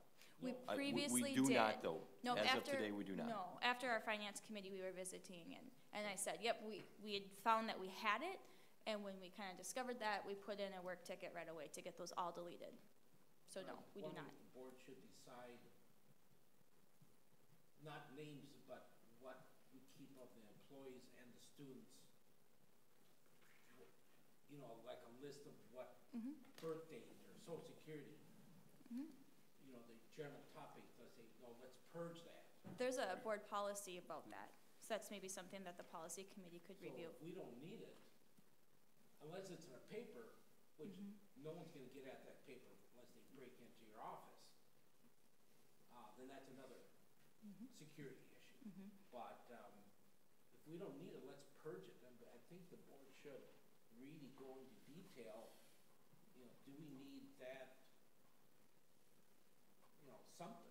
Andy, do we have? I as a board member would not feel necessarily real competent to do that. I mean, I would trust that the personnel and. Well, I think to Andy's point, there is a board policy, so it's whether or not we feel confident, it's our job. And so I think that. Right, yeah, but I think it is a policy that we have to approve, and I do think it's appropriate just to revisit that policy. I think when I was back on the policy committee, I'm sure we looked at that, and so this is an ongoing thing about data privacy, and I think those issues have only gotten larger as time goes on. So, and I agree. I'm not sure that I'm the expert to micromanage it for sure, but I do think it's worth revisiting. And then I guess I'm inclined to support this. I just I think there's a reality that everyone who has data is susceptible to this. That is where we're at right now. I hope that changes in the future, but I don't think there's any way to do it now. But I am curious, and Maria's not here, and she's probably the one to ask, sort of, if we're spending $11,000 to perhaps cover the cost of being breached, what are we spending on security, and how do you even quantify that? Because we purchase systems that do a lot of things, security being one of them. But where is our security, and what level should it be? I think is an appropriate question. I'm not sure if it needs to come. I'm not sure where to address that question. If I want a board presentation on it or not, I'm not sure if it's at that level. But it would. I would like to make sure that that we revisit whether or not we are doing what's appropriate, and I suspect we are. I don't think IT people think they are as aware of this as anyone. But I would like to be sort of reassured, maybe it's just a short little board presentation sometime from Maria to come and tell us a little bit about how we look at security around the district, cybersecurity in particular, I think would be helpful. But as I said, I am inclined to support this tonight. I think it's a new reality, and being responsible, we ought to look at doing it. Can I just ask that Todd or Andy share the brief story that I believe the accident that happened at, maybe it was Edina or some school district that was referenced this morning about with the email phishing and. Yeah, so South Washington County had about 15,000 personal files downloaded, actually by a student that hacked in, and they didn't have any issues with it. They did have to hire a forensics person to go in there and check it out to make sure that they didn't use it. But the other one that was pretty concerning is that Bloomington had about 2,800 tax forms downloaded. And I don't know if you have Social Security numbers, or I'm sure you have federal ID numbers on those tax forms, but and I don't know if you can do without the Social Security. You have to have that. I don't know how you can't have it, but those were all downloaded from the Bloomington School District and into a hacker. And I don't know if that hacker's from Russia or from Texas or where they were from, or from Bloomington. Who knows? I'm just curious, did Grant explain why our liability policy in errors and omissions wouldn't cover this? What differentiates this type of action against the district than any other thing we could be sued for? He didn't explain why, no, and I guess I didn't think to ask that. I just assumed with him saying that, this would be an additional coverage, there's something in there that says that it wouldn't be covered. Mr. Chair, I'd like to table this. Before I pursue that, and I will, this is a one-year policy. We could table this in the light of asking for some more information. I am inclined, as Jason is, to support this, but I would like to have an update on this board policy. When was it approved? When was it last reevaluated? And have a chance to look at, I didn't look at that policy, I just, prior to this meeting. Is there a problem if we, and I'm gonna have to add, my brain isn't telling me the exact tabling procedure, so I'll ask for advice from my colleagues. All right, but if we were to come back to this at the next action meeting, would be we're only taking a risk of getting hacked in the next 30 days or something.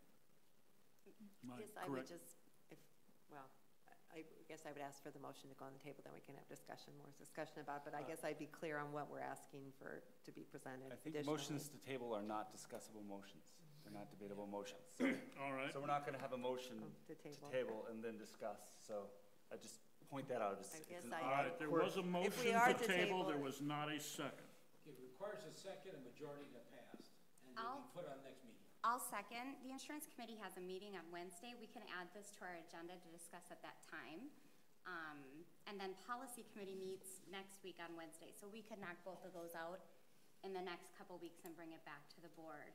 I guess I would ask that we get updates on those, get approval from the policy committee, and before we take action next time. So we have a motion and a second. Debate is not allowed.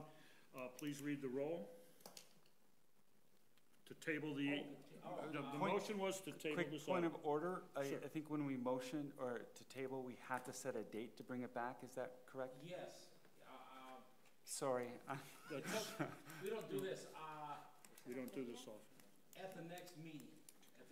And that's fine. I just want to be clear on when it's coming back. Okay, so that would be the next business meeting. October 30th. October 30th. All right. So we have a motion and a second to table this item until the October 30th meeting. All those in favor, please say aye. Oh, we're going to read the roll on this one, please. No, I withdraw my, whatever. So we don't have to call it roll call. I withdraw that now. All right, so we can just go in aye. You just all right. Normal. Throwing me a curveball. Okay. All those in favor of tabling this motion till October 30th under the provisions that we talked about, update on the policy and so on, please say aye. Aye. Opposed, same sign. No. Would you please read the roll? Well, holy, I crossed something out already. Okay, that's not good.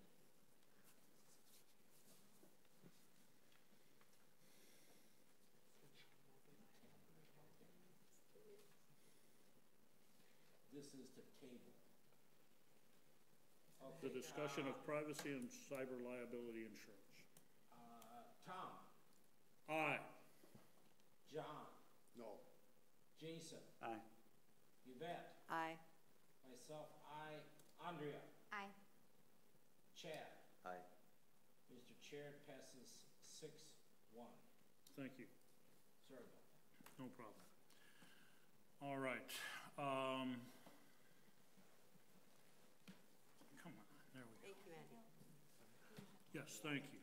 That brings us to item 9C, the enrollment report for September.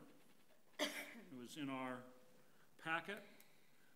I recall cautions to say that it isn't until October that we consider this an official or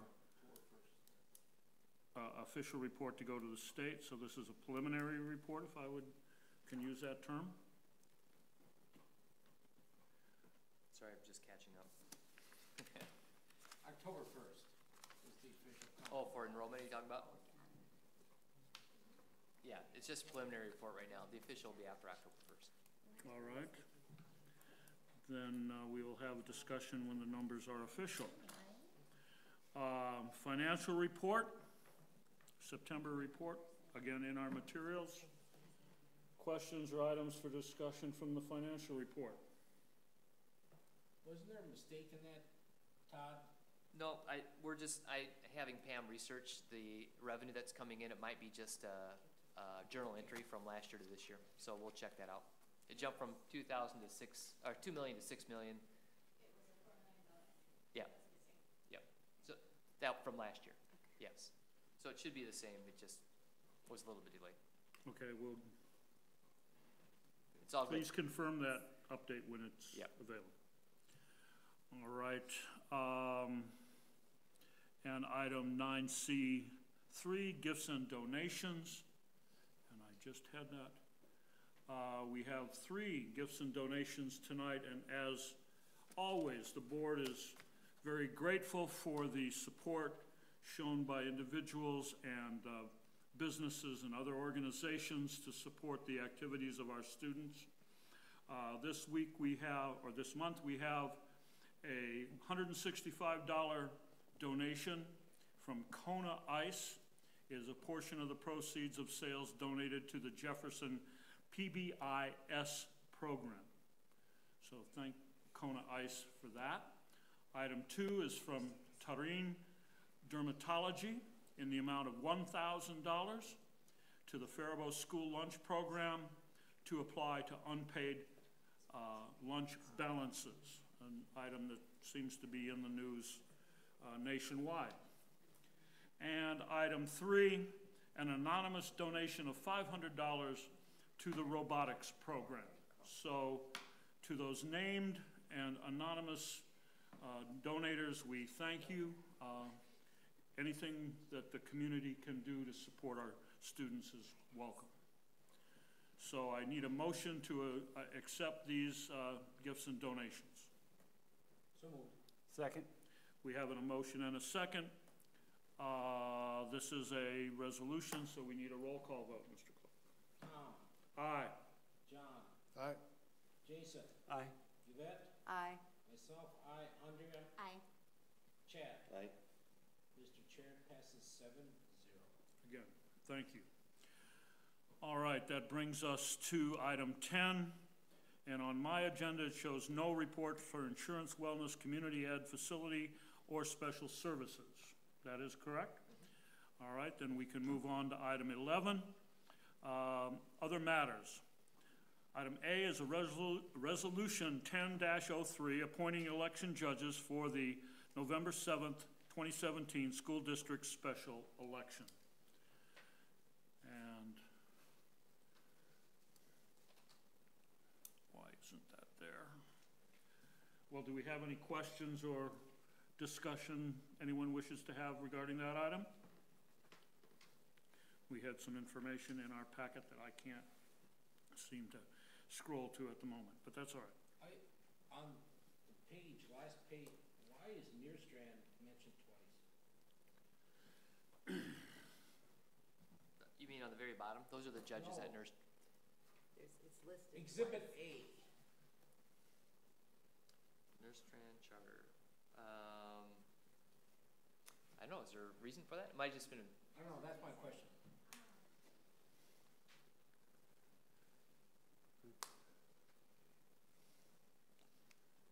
I'm sorry, I don't see that. Kathy is our election guru, and unfortunately, she's not here today.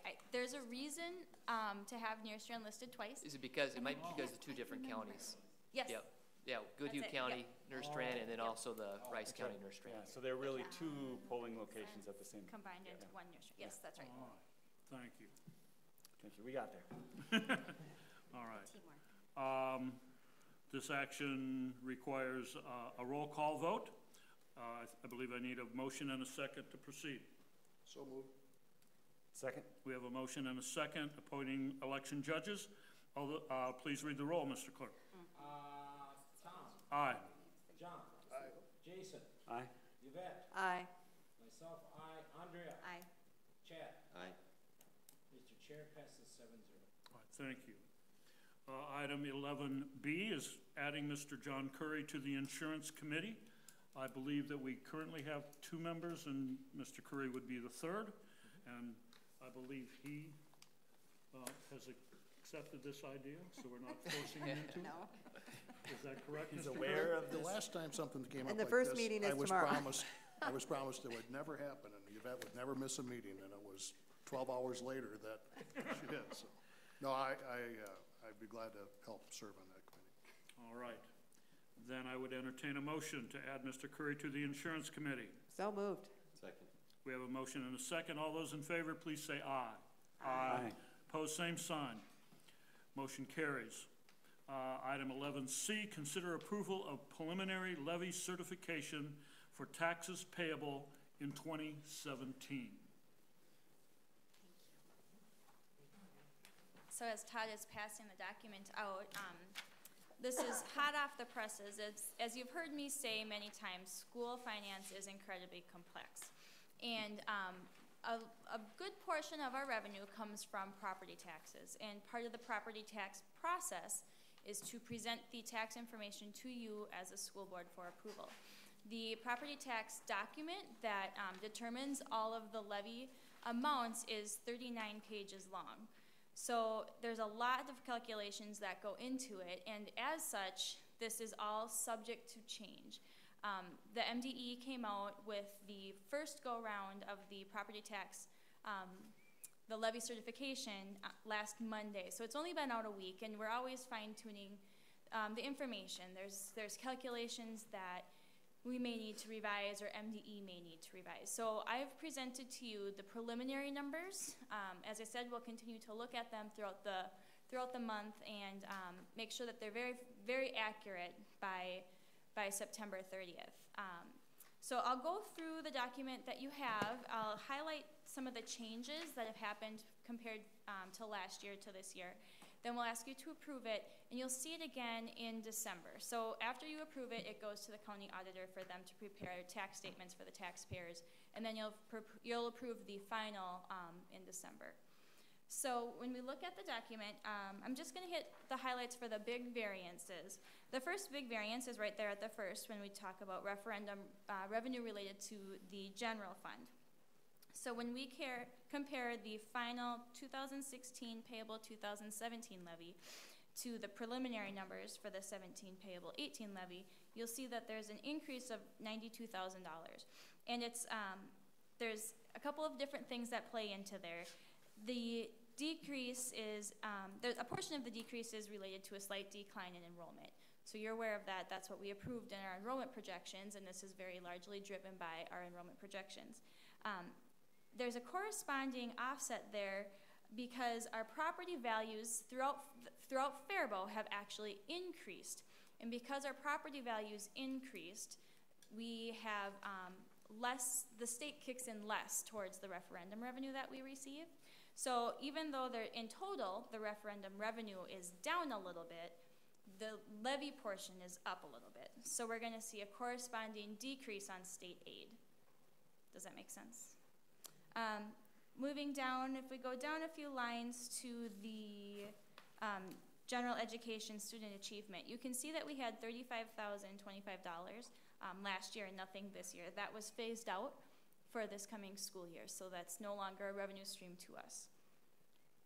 The next one, the achievement and integration of $17,000 increase. That one's always based, the initial levy is always based on the absolute maximum revenue that we could receive for our integration programming. So things like AVID, CAST, homework help all go into that. And then we actually only receive revenue based on what we spend. So it's kind of a funny formula where we are always seeing different adjustments come through. So that's why we're seeing an increase. There's some adjustments coming through that account for that increase there. The next line, the reemployment insurance. So we levy for any of our reemployment insurance payments that we make. And we had over levied in the prior year. We thought we would spend a little bit more than we actually did. So we're seeing a negative adjustment there. So that's why we're seeing that decrease in this school year. The next one to point out is health and safety. You see that $87,000 decrease there. Well, the previous year was actually a negative adjustment, and there's no longer any activity there because that's all, the health and safety program is all completed now, and it's all rolled into the LTFM, the long-term facility maintenance money. The next big one is the long-term facility maintenance, and you'll see a decrease there of $952,000. That's largely because of the one-time levy that we did last year for the HVAC system at the ALC. So when we approved that, that was kind of before we had done all of the facility projects and ultimately decided we were going to go to the voters for the bond referendum. So we do currently have that $800,000, and it's sitting aside in a fund.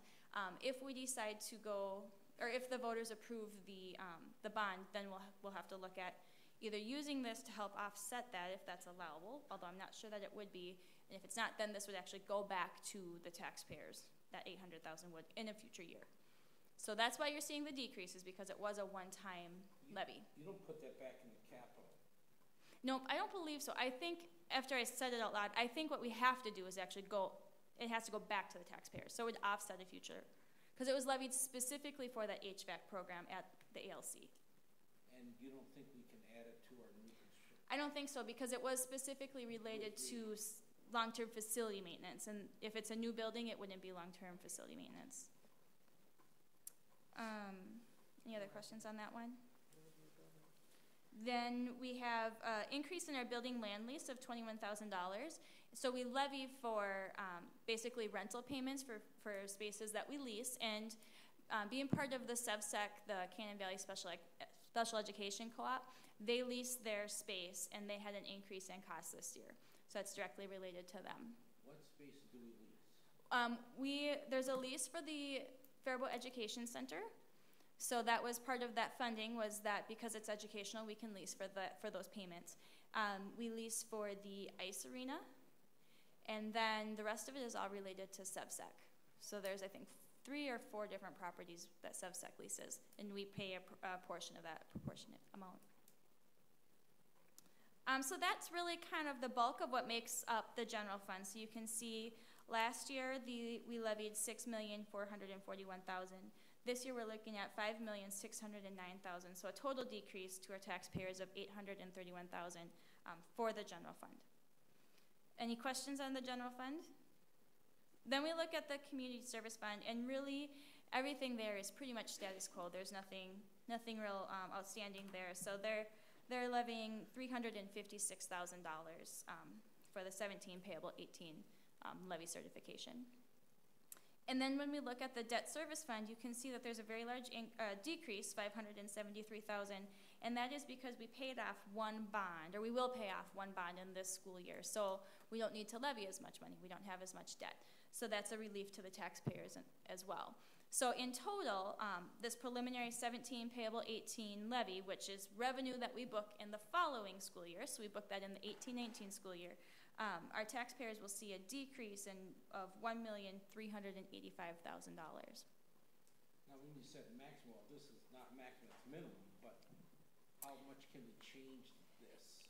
You know, what might happen is, for example, when this first came out, it's like I said, it's a 39-page document. So there's very complex formulas, and then if the legislature changes anything, there could be a tweak where maybe the calculation that MDE didn't quite affect one district appropriately. So they have to go and change it, and that might trickle down to all the other school districts. So we ask you to approve the maximum just because there may be a calculation that was missed or something, you know, something that happens up in, I don't know, Morris may inadvertently affect Faribault, just because so much of the money is kind of set on a district or a statewide level. So we ask you to approve maximum just in case there is one of those things that may increase our revenue, and something may also decrease it. On this figure here, so if we come up negative 17, can we do that or no? What do you mean by negative 17? Negative, in other words, refigure it and it comes out to be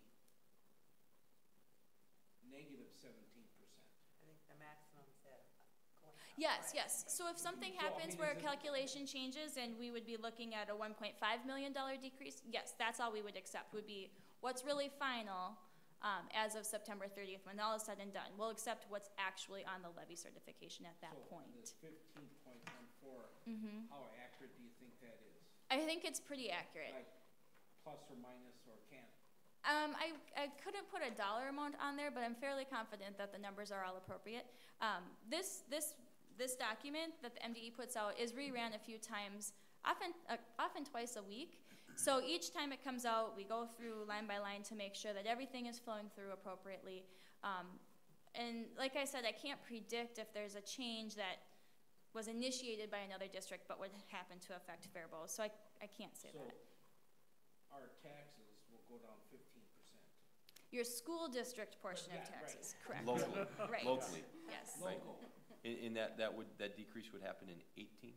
It'll be 2018? taxes that they pay in calendar 18.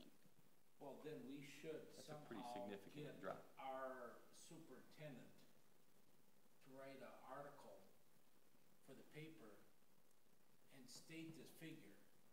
I'm hoping that the newspaper's watching our broadcast, and then I'll talk to him. I'll reach out to him and say that. Because this would be, look, that we're paying off our debts, we're watching our money. Guess what? 15%. And I wouldn't use 0.14, but 15%. Yeah, and we've been saying that for Let's the get a last. little PR here. Yeah, we've been saying that now for 2 years, so hopefully the paper will pick up on this. We've been saying that they'll go down, they'll go down, they'll go down. We're financially responsible. So that would be possible for you to do something like that? Anything's possible, yes, of course. I would do that. Well, I think we can all speak to it when we're doing Yeah. our presentations around the bond. I think it's really Yep. good information too. That It's we very can share. positive. Right. So that could be added to the speeches. Andy, when do you anticipate that number to be finalized? In December. Oh, not till December. Okay. Well, we'll have a very good idea on September 30th. That's when all the changes are due to MDE. Every now and then, especially if it's a calculation error, since then they'll fix it. But Negative 15 to plus 10. no, no, no. So It should be won't very, even- very close. It won't even get close to 0. No. And I state again that I think responsibility is superintendent to write an article. I Put do on have the an article website. that's due, but that will be part of it too. You Yep. could shout it on top of Yep. the building. We do a first Thursday article, and that'll be in that. Okay, thank you. You bet. I do agree with Richard though, to have your school district taxes go down by 15%. I think that should be commended. I think my school taxes have gone down the last couple of years, haven't they? They have. Yeah, they should have, yes. Yep.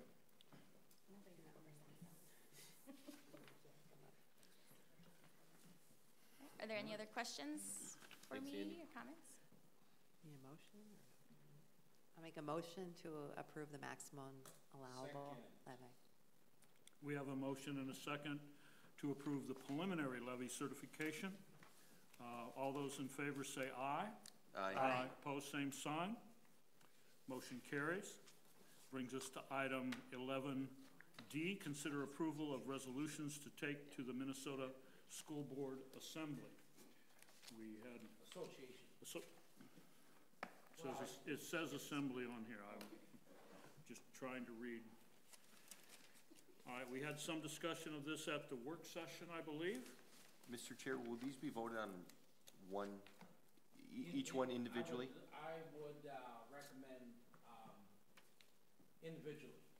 These are individual resolutions that that we'll put on the proper form. They have to be in by the 29th of this month, which then they'll do the research, and then the pre-assembly is in November, where I do my lobbying there, and then the delegate assembly the first weekend in December, which is about 140 board members throughout the state, and that's where you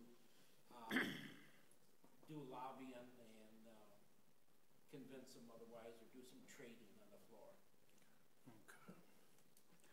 All right. And, Mr. Sesker will read one at a time. Sure. That's fine. You okay with that, Mr. Chair? I am. All right. I have them in front of me, so I will be checking. All right. Okay, the first resolution is provide support for training of school staff on mental health issues, comprehensive school-based mental health services, and building links between schools and the community mental health system. Children and youth with mental illness should get the care they need to keep their lives on track and to ultimately lead independent and productive adult lives. Mr. Chair, this was presented to MSBA last year, but our deadline, we went beyond the deadline, and they did not have enough time to do research and vet this issue. And they do, like Jason said, really multi-page reports, and they really do a bang-up job. And if you want copies, if these pass, you want copies of that, I can get you copies from that. So. Okay. Can we add financial support? Sure. Not just support? What? Can we add financial support? Richard, are you comfortable with that? Well, are you wanting the word, add the word financial, or? Right, financial support, right. Do we want to say provide organizational and financial support? Perfect, so moved. Where are you seeing this? We're adding, Okay, sure. we're adding a couple of words to number one, or to provide organizational and financial support, and then as it's written, yes. And as Mr. Sesker read it so ably. Todd, are you taking notes on this? Both of us are. Okay. Mr. Chair, I'll move approval of this resolution. All right, I have a motion for approval. Second. We have a motion and a second. Do we need, we don't need, I hope we. Just a comment. Yep, all right. All those in favor of item 1 as amended to add organizational and financial support, please say aye. Aye. Opposed, same sign. Resolution 1 is approved. Resolution 2. Eliminate the new mandated civics test that requires students to pass 30 of 50 questions from the United States Citizenship Test as a newly required test from the 2016 legislative session. Mr. Chair, this is the one that I discussed with Todd about unfunded mandates. I said pick something each time that I go to the assembly, which is every year, and this is what he picked. You know, kind of like a mid-importance, right, Todd? Mm-hmm. Yeah, it's a mandate that's not, and it just start, you know, eliminating these unfunded mandates. That's all it is. And I, having worked as a member of the Civic Social Studies Department for a number of years, although I haven't taken a recent look at it, I suspect that students are taught and tested on many of these items in our regular curriculum. Mr. Chair, I'll move approval. All right, we have a motion and a second for item resolution 2, eliminating the mandated civics test. All those in favor say aye. Aye. Opposed, same sign. Motion carries. Item 2 is approved. Item 3. Eliminate the Minnesota Comprehensive Assessment, MCA test, and allow districts to use the Northwest Education Association test to make improvements to curriculum. Mr. Chair, I'd like to, on number 1 again, after it was voted down because there wasn't enough research, but a lot of board members came up and say, hey, bring this back up again. It'll be, voted through. So just because of the lack of research on item number 1, resolution 1. So wanted to clarify that. Okay, all right. That's it. Any discussion, comments on item 3? I think we had some comments from John on this one. And it's, we'll try it again with the MCAs, with the group and stuff like that. It's, again, I favor, well, that's the next one. Or, splitting off a group, so. Todd, can I ask on this resolution number 3, is the, and I only ask this because I have 3 kids in the district. With the NWEA test, they take it 3 times a year. They get immediate feedback. So if there is something kind of an outlier or, something is happening, they know immediately. Where in an MCA test, they take it and they don't find out actually until the next school year. That's correct. And so there's really no reaction or implementation plan to a corrective action plan is maybe type of thing. Is that accurate?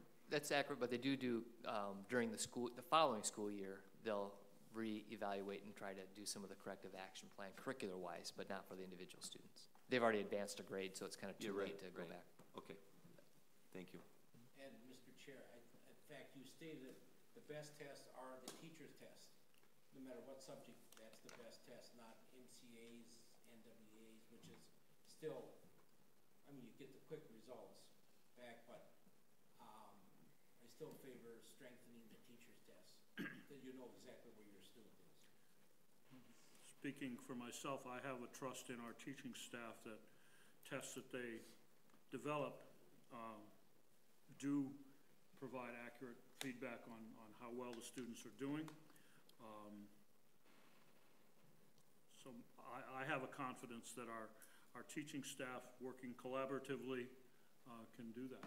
And the NWEA, again with its immediate feedback, I think has far more productive value for our teachers and our students than something that comes back 6 months later and those students have already moved on. Well, I've said enough already. I would just ask this question. What, if I'm teaching in this district, what should my opinion be of what I do in my classroom with respect to the standards that are set forth by the state and the MCA's measure? Well, I would say that obviously as a district we need to continue to support the MCAs, but I just see this as a step that we can take, I guess, and show what direction we would rather see testing go in our district. But I agree with you, John, that overall we have to follow the state requirements at this time, and teachers are required to support those.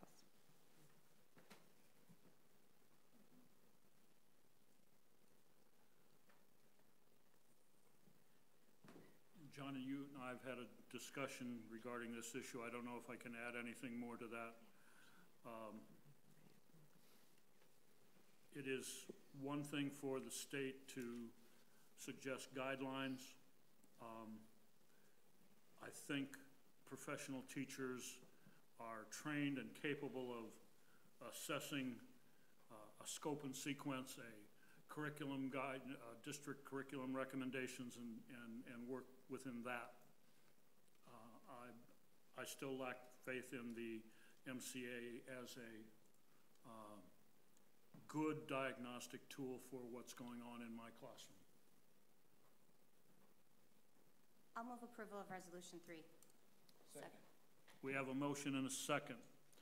All those in favor, please say aye. Aye. Opposed, same sign. Nay. Right, we have, let's read the, Okay, roll let the call. record, or let the roll go into the record. I'll do the roll call. Thank you. That's what I was trying to say and couldn't find the words. Okay, Tom, Aye. John, No. Jason, Aye. Yvette, Aye. myself, aye. Andrea, Aye. Chad. Aye.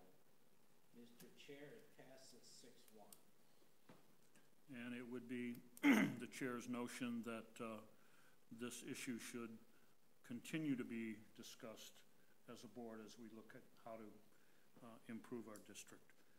And I might suggest that we do so in part at the retreat that we're planning for November.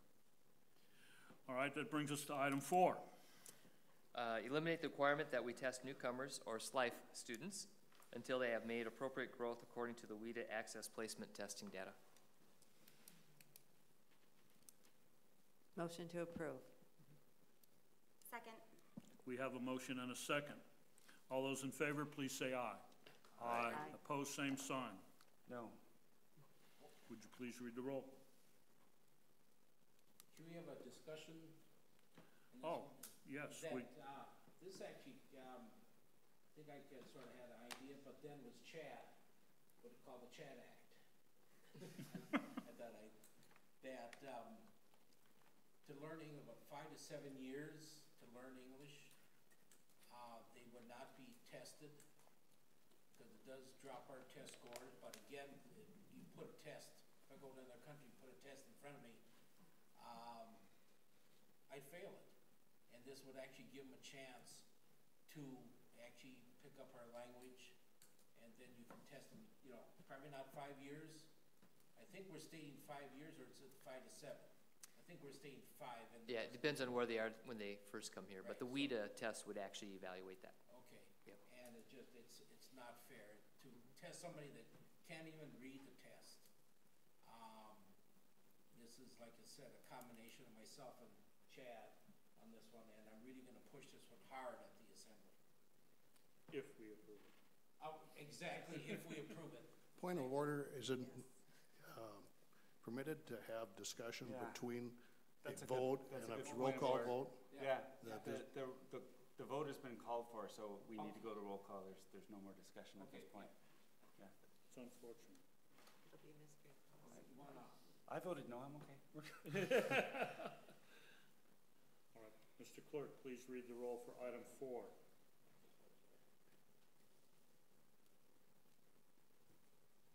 okay, Tom, Aye. John, Aye. Jason, No. Yvette, Aye. myself, aye. Andrea, Aye. Chad. Aye. It passes 6-1, Mr. Chair. Thank you, Mr. Clerk. And again, an item perhaps for further discussion, if you care to go into your thinking about that, Mr. Enbrook, I would appreciate hearing it. Well, I don't want to be mysterious about it. If you don't mind, I'll just say a couple words. That's fine. But I'm not trying to convince anybody. I'm just sort of, and in I think as I look at this, I guess I'm uncomfortable with no timeline being on there, because it leaves open the window for a community to ignore their EL students, not have them grow at all, and never take and continue to not do well on the placement exam, and therefore never take it. So I guess I understand the philosophy, and I'm behind that. I think I was realizing as I was looking at it tonight that I'm not sure I'm with the wording of it. But But amend that? no, we voted on it. I'd like us to move on, is what I'd like us to do. I just didn't want to be mysterious about it. All right, thank you, sir. All right. Well, then I believe we've covered our 4 recommendations. Yes, thank you. All right, then we can move on. Brings us to item 12, other items of information. Student representative, none at this point. School board members, is there anything that you would wish to share? I will just say, on November 8th, and this is an invitation to all the school board members, the Booster Club is paying for a motivational speaker like we have the last several years. This year's motivational speaker is speaking to the 8th grade Colleen, 2 sessions at the high school, 1 session with the staff, and the topic of this is texting and driving. The gentleman coming is a gentleman out of Byron, Minnesota, named Matt Logan. He's a youth minister over there. Unfortunately, he lost his daughter several years ago, the very first day of her senior year in high school. She drove into the rear end of a bus and she ended up passing. And so that's the topic. I would like to invite all of you to attend one of those sessions. If you need a time of when it is, Colleen can certainly send that out or whatever, but I just want to give you guys a heads up. Our next school board meeting is not until the 30th of October, and I just wanted to give you more than 9 days notice type of thing. So. All right. Well, I would request email information about specifics. Thank you, So sir. Todd, we can get that in an email so we can put it on our calendar? You bet. All right. Any other board members wish to share?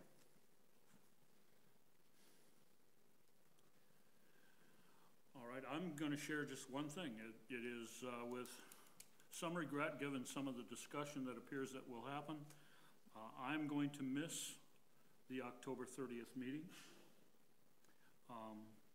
I will be somewhere in the neighborhood of 4,000 miles away.